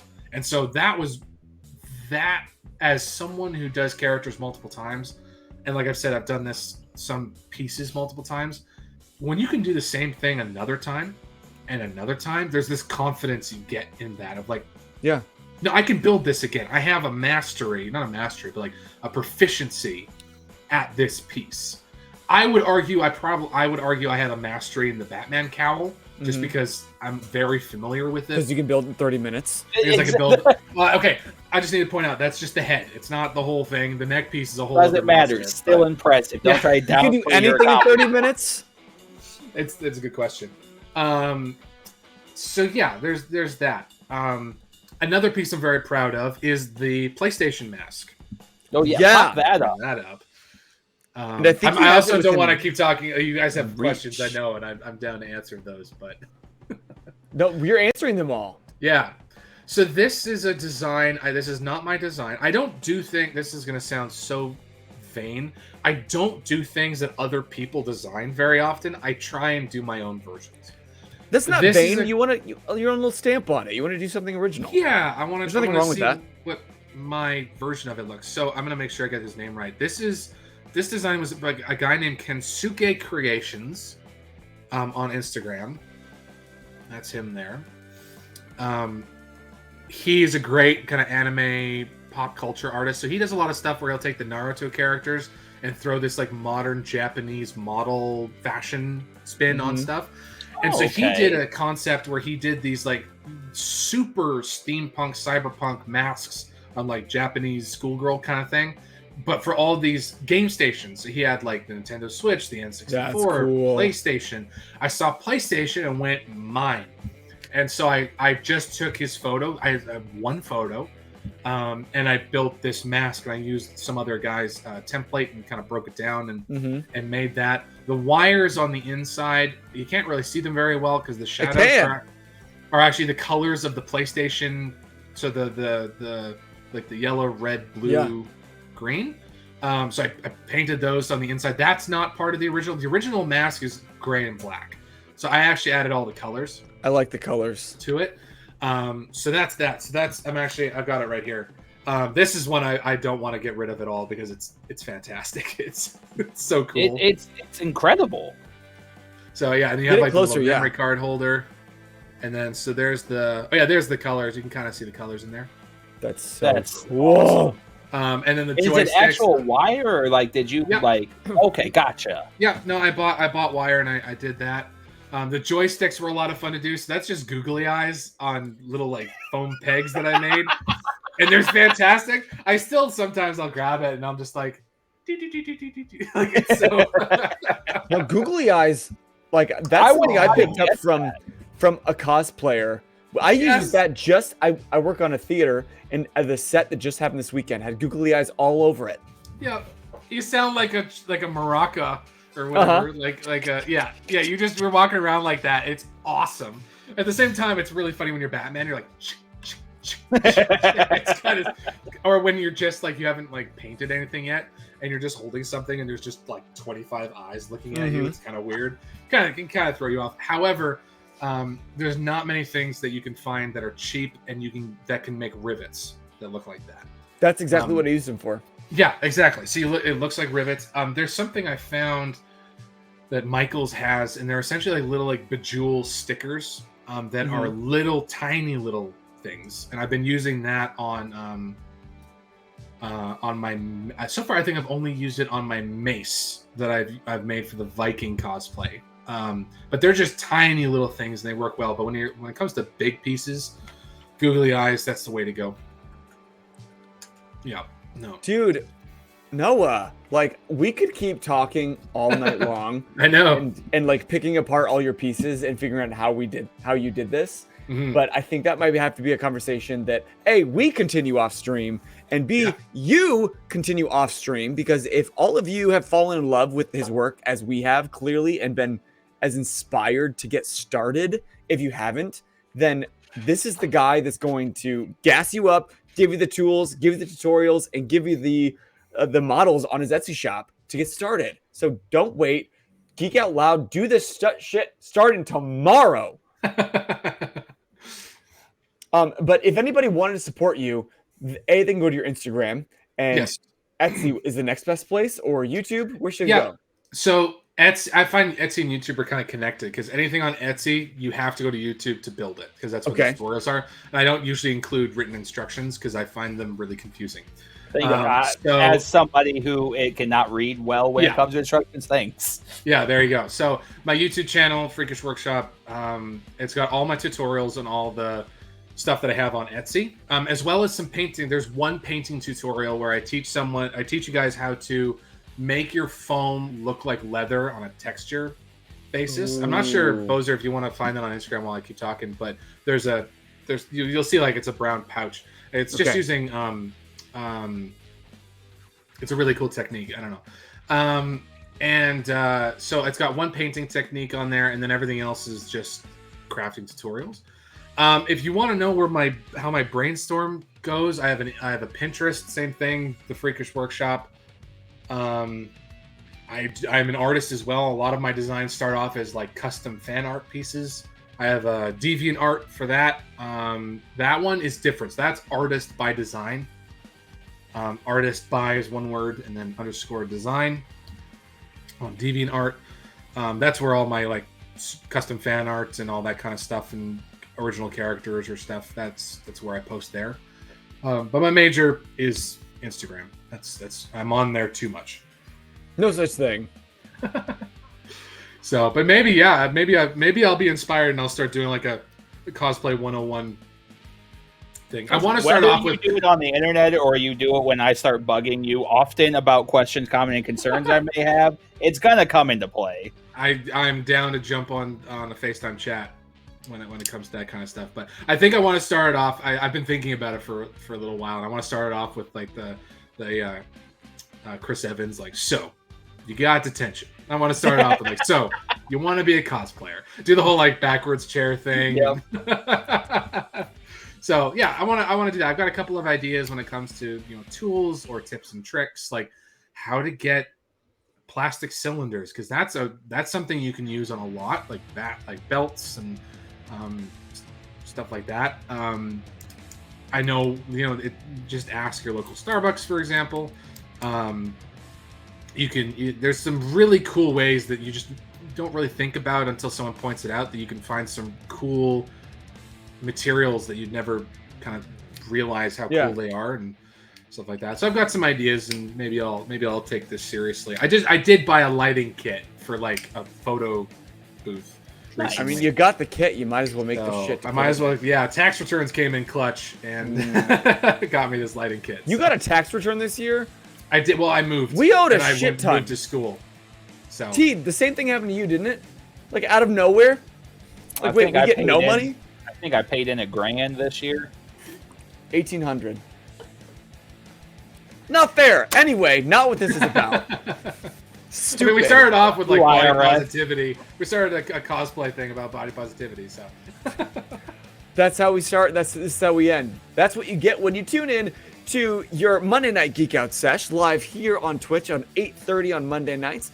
And don't forget to check out T Paints on Wednesdays at 8 o'clock, where he is painting minis, Warhammer minis, and also other minis while just hanging out and chatting with you. And then Thursdays are our tabletop RPG nights, where we will either be continuing a campaign or, like we are this Thursday night, talking about a brand new alternative to D&D. So if you are wanting to get into D&D or some sort of thing similar, but you don't maybe want to start hardcore, we've got tons of different alternatives to that, and we want to highlight those, especially those indie kind of TTRPGs. So you're going to be seeing a lot more of those, including City of Mist, which will be the next campaign, and T is going to be the DM. And if you're thinking, what's the MC, DM? Master of Ceremonies. Oh, nix everything I said. Master of Ceremonies. So if you're wondering what City of Mist is, you'll have to tune in. We're going to break it down in the near future and get started on that campaign. It's basically creating a graphic novel together, and I am super stoked. Sounds very cool. But you want to be on for an arc, just let us know. There we go. We're always looking. I'll be that bartender that's a little too suspicious.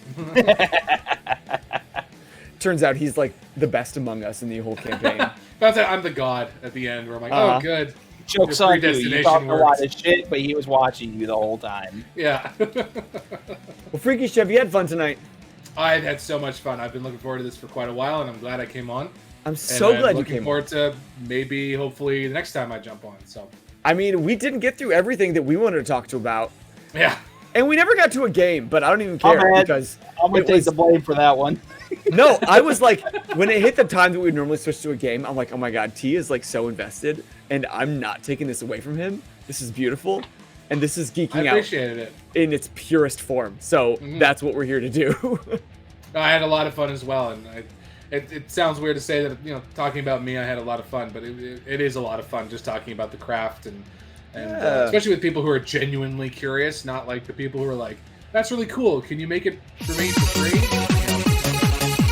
Let's get rolling, just rated. What's Hello, up? Let's my get rolling. friends. Oh well, now we have a raid. So now I got it. Now I got to delete the raid I had typed for you guys because you just beat us to the punch. So, Britt, hello, friends. Well, okay, just because we got raided, what do you say we do one round of Classic Reader's Pictionary?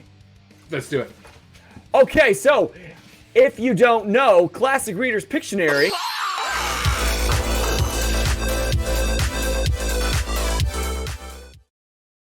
here's how it works. We are going to use a third-party site to come up with a book, and because Freakish Workshop not only creates beautiful cosplays, not only creates beautiful art, but also into classic books. So we are going to each take a turn. We're going to get a book. We're going to try to draw it. Oh my God, Nick, the ghost, and everyone. Who else?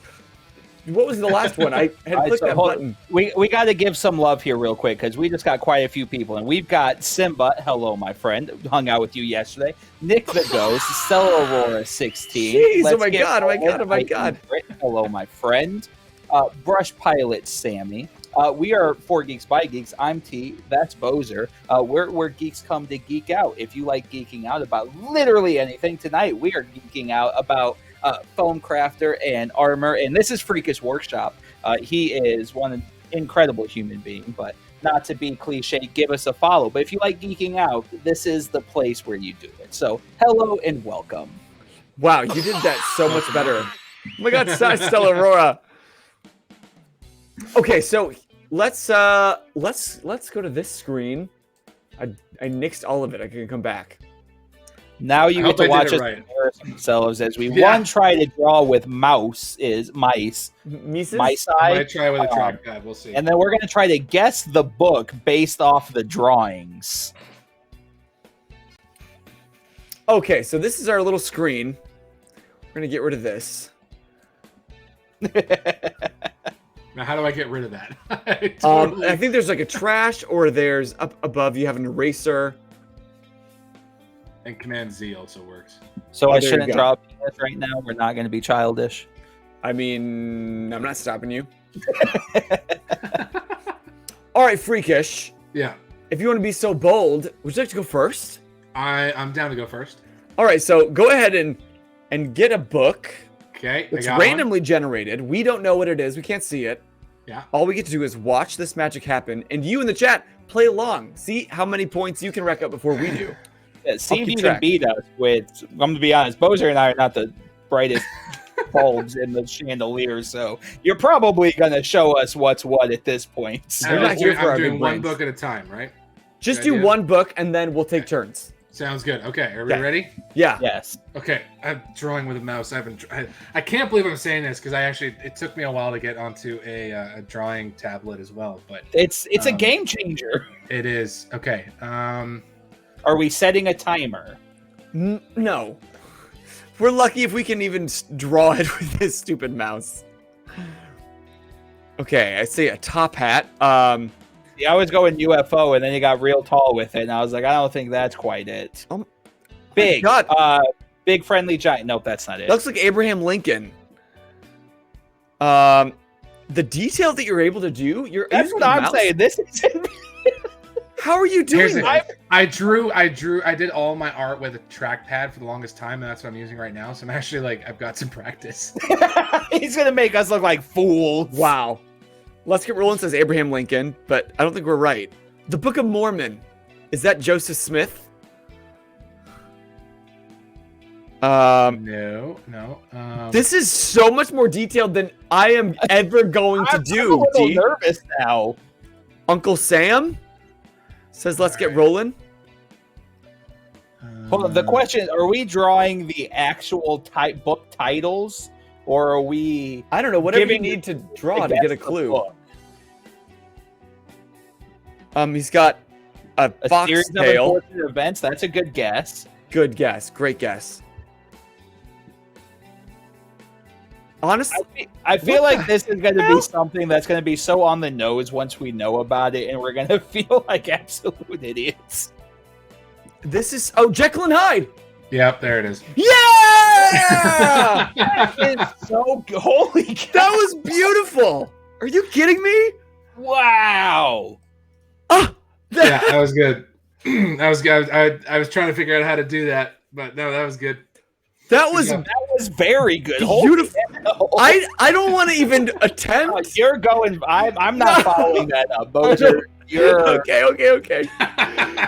Shit, okay. Can I be honest? I'm also when I say classic books, I've read a couple. I'm not super in the weeds when it comes to classical. I'm more like pop culture classic. So, Dracula, that kind of stuff. But okay, I'm gonna be honest. This game got created because we were scrolling through your Instagram. I was like, "What game are we gonna play?" And I saw your post on the classic books, and then I saw you did digital art, and I was like, "Boser's combined the two," and I was like, "That's a genius idea." And because I appreciate it. Things through.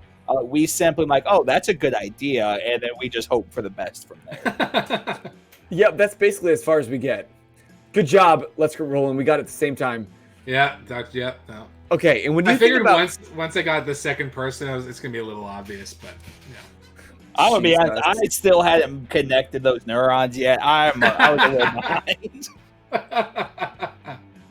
That was the fun. back to back was chef's kiss. Truly was. Okay, so I'm gonna go. Again, when it says classic books, I think it just means more like mainstream books, not all classic literature. At least on the site that I found. Okay, shut up, Alec. Yes, I am stalling. Okay, here I go. Oh, it's not even drawing. Oh, there it goes. Okay. Oh no, there's a bit of a lag. Oceans. I'm not gonna make any sound. Life of Pi. No. I'm Oceania, but in a book. Alec, I had that thought process. I'm still going Charlie Brown. Charlie Brown. Waves, design, Moby Dick.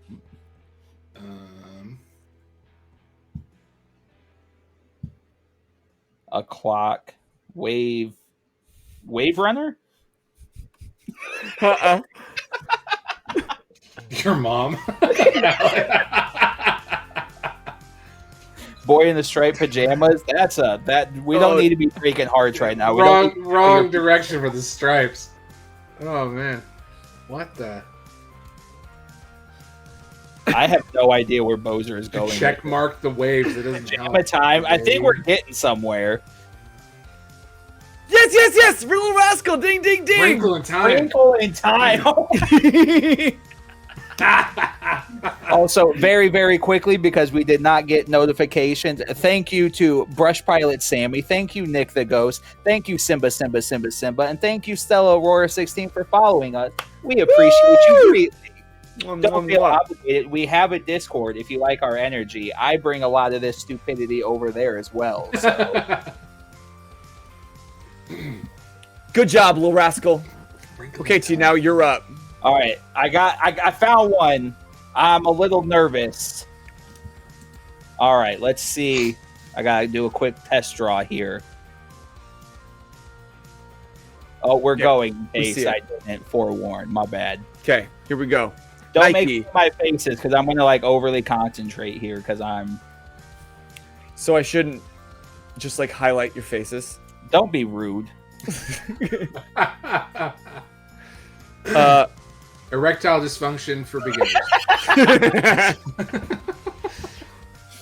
Is that one of those claw things that you put over your head and it feels really good? Harry Potter. Yes. Oh. I thought it was ba-da-da-dum, da-dum, da-dum, ba-da-ba-da-dum. No, it was 100%. I flipped through the page. I was like, I'm a big reader, but I was flipping through these pages like I'm getting nowhere with any of these books. So like, I'm starting to like note through. I'm like, all right, so I got to get caught up on reading because I'm not doing very well. And Harry Potter popped up. I was like, yes, thank God, I got this one. We got this. But which Harry Potter? And the Chamber of Secrets. I closed it, but no, God. I think this one's technically Sorcerer's Stone. Okay. I think that was the cover of that one. That's good. The Golden I don't Snake. get that point. I wasn't specific. All right, this is fun. Let's do it one more time. Okay. One more round. All right, I got one. Okay. I just have to wait for the app to recognize the drawing's over. Oh, do I have to clear this? Okay, I got it. There we I got go. it. Yeah, there it is. Okay. I'm gonna try one more because I have one, but.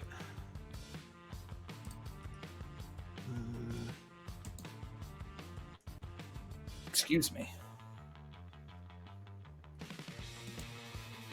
That one's, oh man. There's one I want to do, but I don't know how I draw it. It's too complicated. Okay. Trackpad. God, now we're about to get embarrassed again. Senior Artiste is here. Are you using a pencil or your finger? Finger. PlayStation. That's a PlayStation. It's something Sony related. Did Sony write books?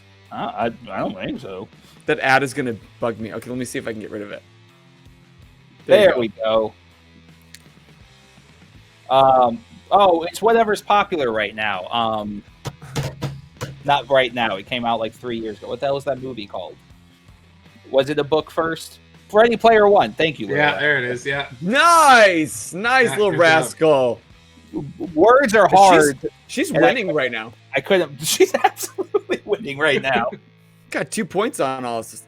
And then I have 1, and then Freakish got a half a point. I got half.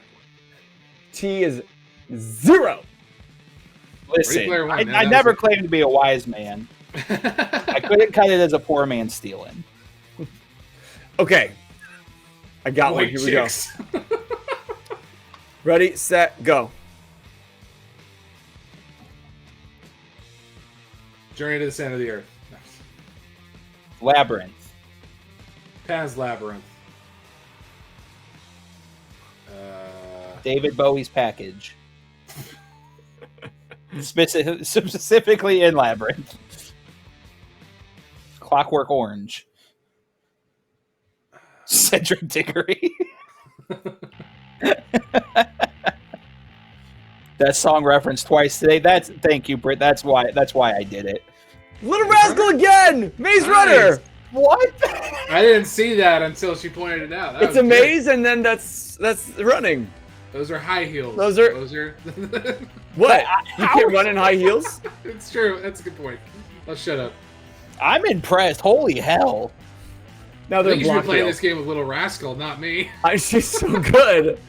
Oh, there you go. Let's get rolling at the same time. Okay, you each get a point. Man. All right. This one's gonna. I'm assuming everybody has read this book. Oh no. So I have some confidence. 50 Shades of Grey. Twilight. That's my backup just in case. But this one's going to be a little more rough. All right.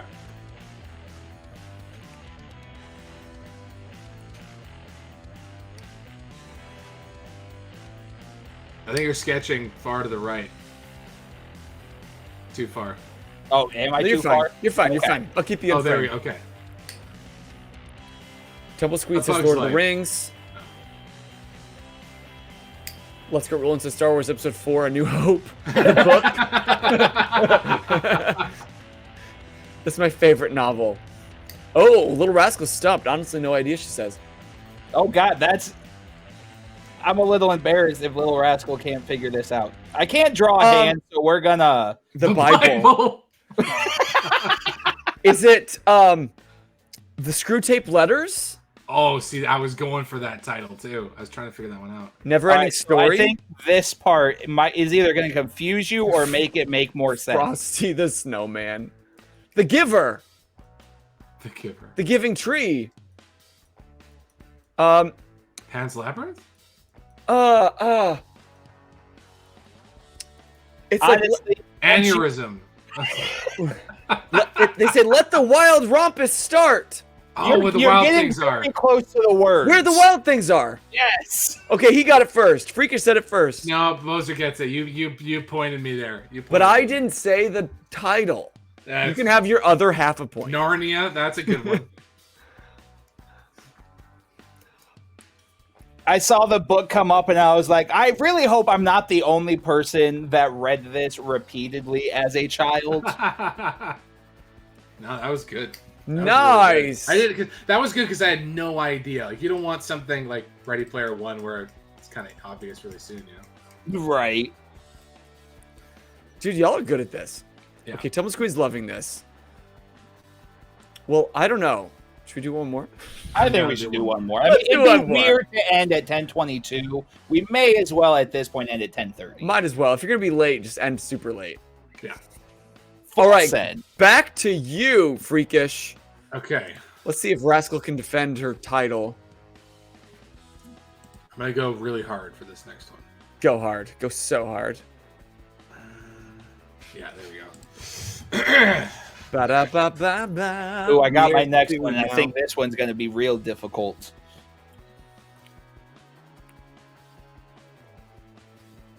Oh, shoot.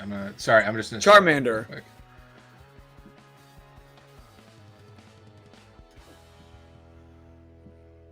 Nick the Ghost says, I'm always so confident that I'll get it when the drawing starts and my brain turns off. It's You're true. not alone. I'm the same way. It's basically, Once things get going, my I life. get confused. I want to pick a book I've never heard of. That's not helpful.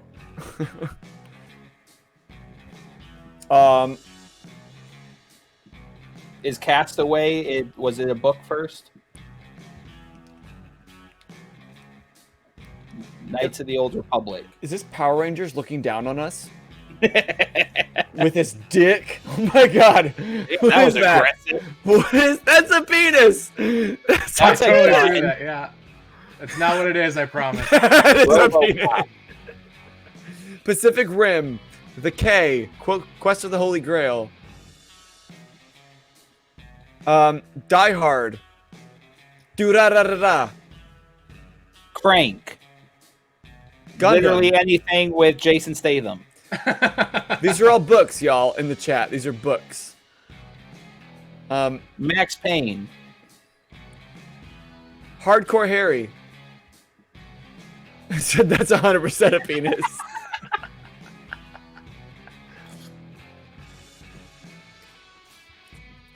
Ejaculate now. I have no idea what this is. Johnny No, got this his is- gun. This reference was for sure a little strained. John Wick? No. Kill Bill? No. But it's a book. Old Yeller? No. Maximum Okay. Overdrive. First It's Blood. a science fiction book. I'll give you some hints. Science Okay. fiction book. It was also a movie. Didn't do very well. Terminator? No. Yeah, Terminator did not do well in the box office. T2 is the only good Terminator. I will die on that Mad hill. Max? Aragon. With all the guns. I do remember all the guns in Aragon, yeah. Or, I'm sorry, all the shooting penises. Peni. The Peni. Up is down. Enter's What Game. happened? Tron? Did it disappear?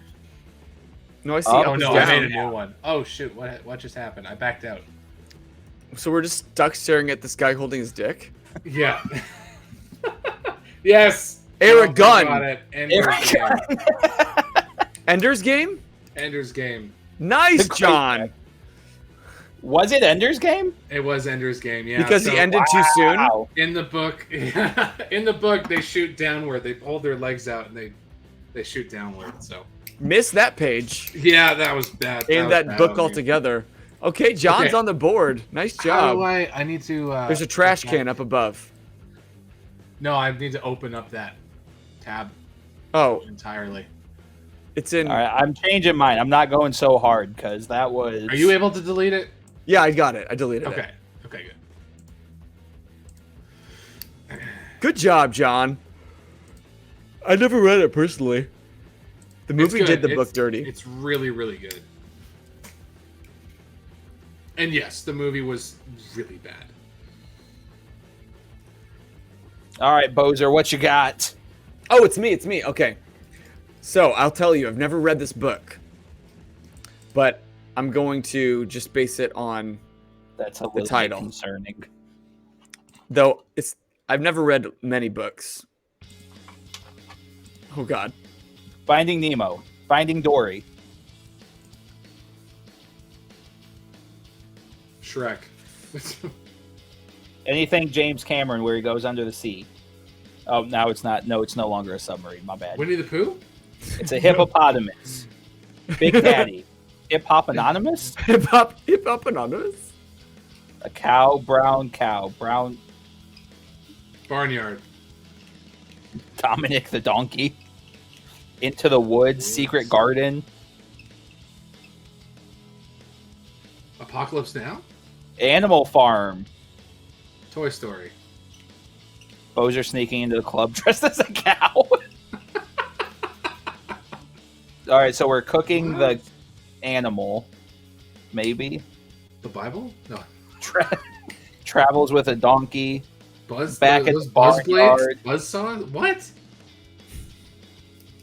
What is happening right I'm not sure this is worse or Slaughterhouse. better than a shooting dick. I don't know. called Moo. I'm just gonna start randomly generating those books and see if I can find one. I'm cheating. 1984? Slaughterhouse 5? Do we have to get specific? Slaughterhouse 5! I only guessed Slaughterhouse 5. Alec gets the point, because I think Alec was the first one with Slaughterhouse. Yeah, he was. Yeah! Oh, sorry. Okay, Alec, you get that one then. Yes. I've never read the book, but I assume that's what happens in a slaughterhouse, is they just drop a live cow into saw blades. That's it's more pretty or less accurate. what happened. That's how we get burgers and stuff. Uh-huh. Good All right. job, Alec. Time to end on a W. You guys ready for this? Ready. It's gonna be a little on the nose. Oh no. He's just gonna draw a nose. Thank you, Tumble Squeed. Now I'm so glad I know that. E.T. phones home. Lilo and Stitch. How do I change colors? Because that would help. I think up above. Green Lantern. Doctor Strange. Zombieland. Bug's Life. Pinocchio. Oh, 1, 2, no. That's 5, 6, 7. Caesar? Yep. Yes. Oh, he counted 1, 2, 3, 4, 5, 6, 7. I Shakespeare. was gonna get to 23 if need be. Is there really 23 times he gets stabbed? That's that Yeah. 23 times in the back. Nice. Serbian film, Jesus, John.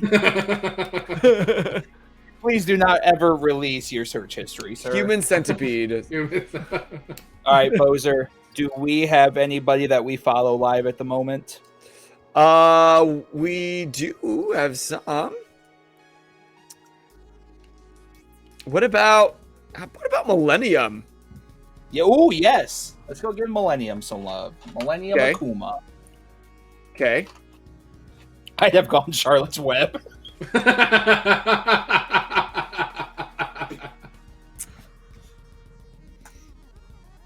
Okay, so we have that prepped, but Freakish, thank you so much for hanging out with us tonight. Hey, that's me. Yeah.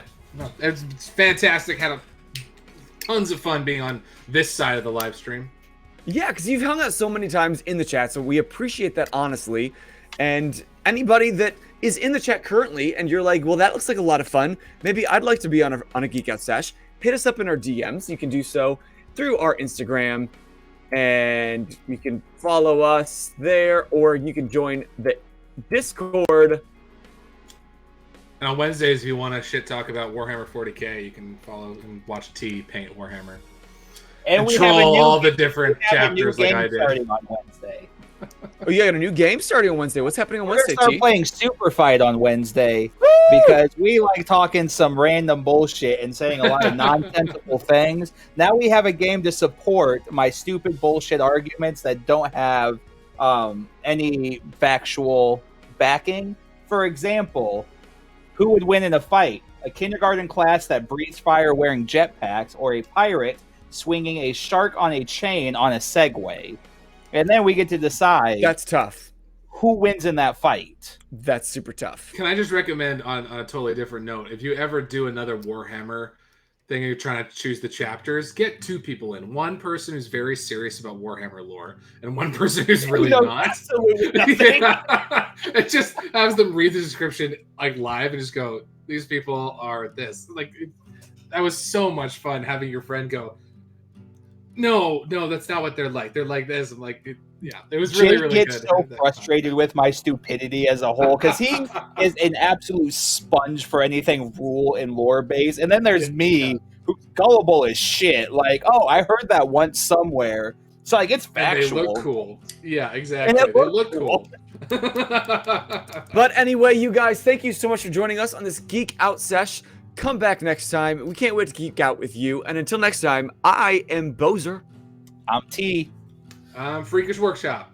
And until next time, you just keep Geeking out. Good Bye. night.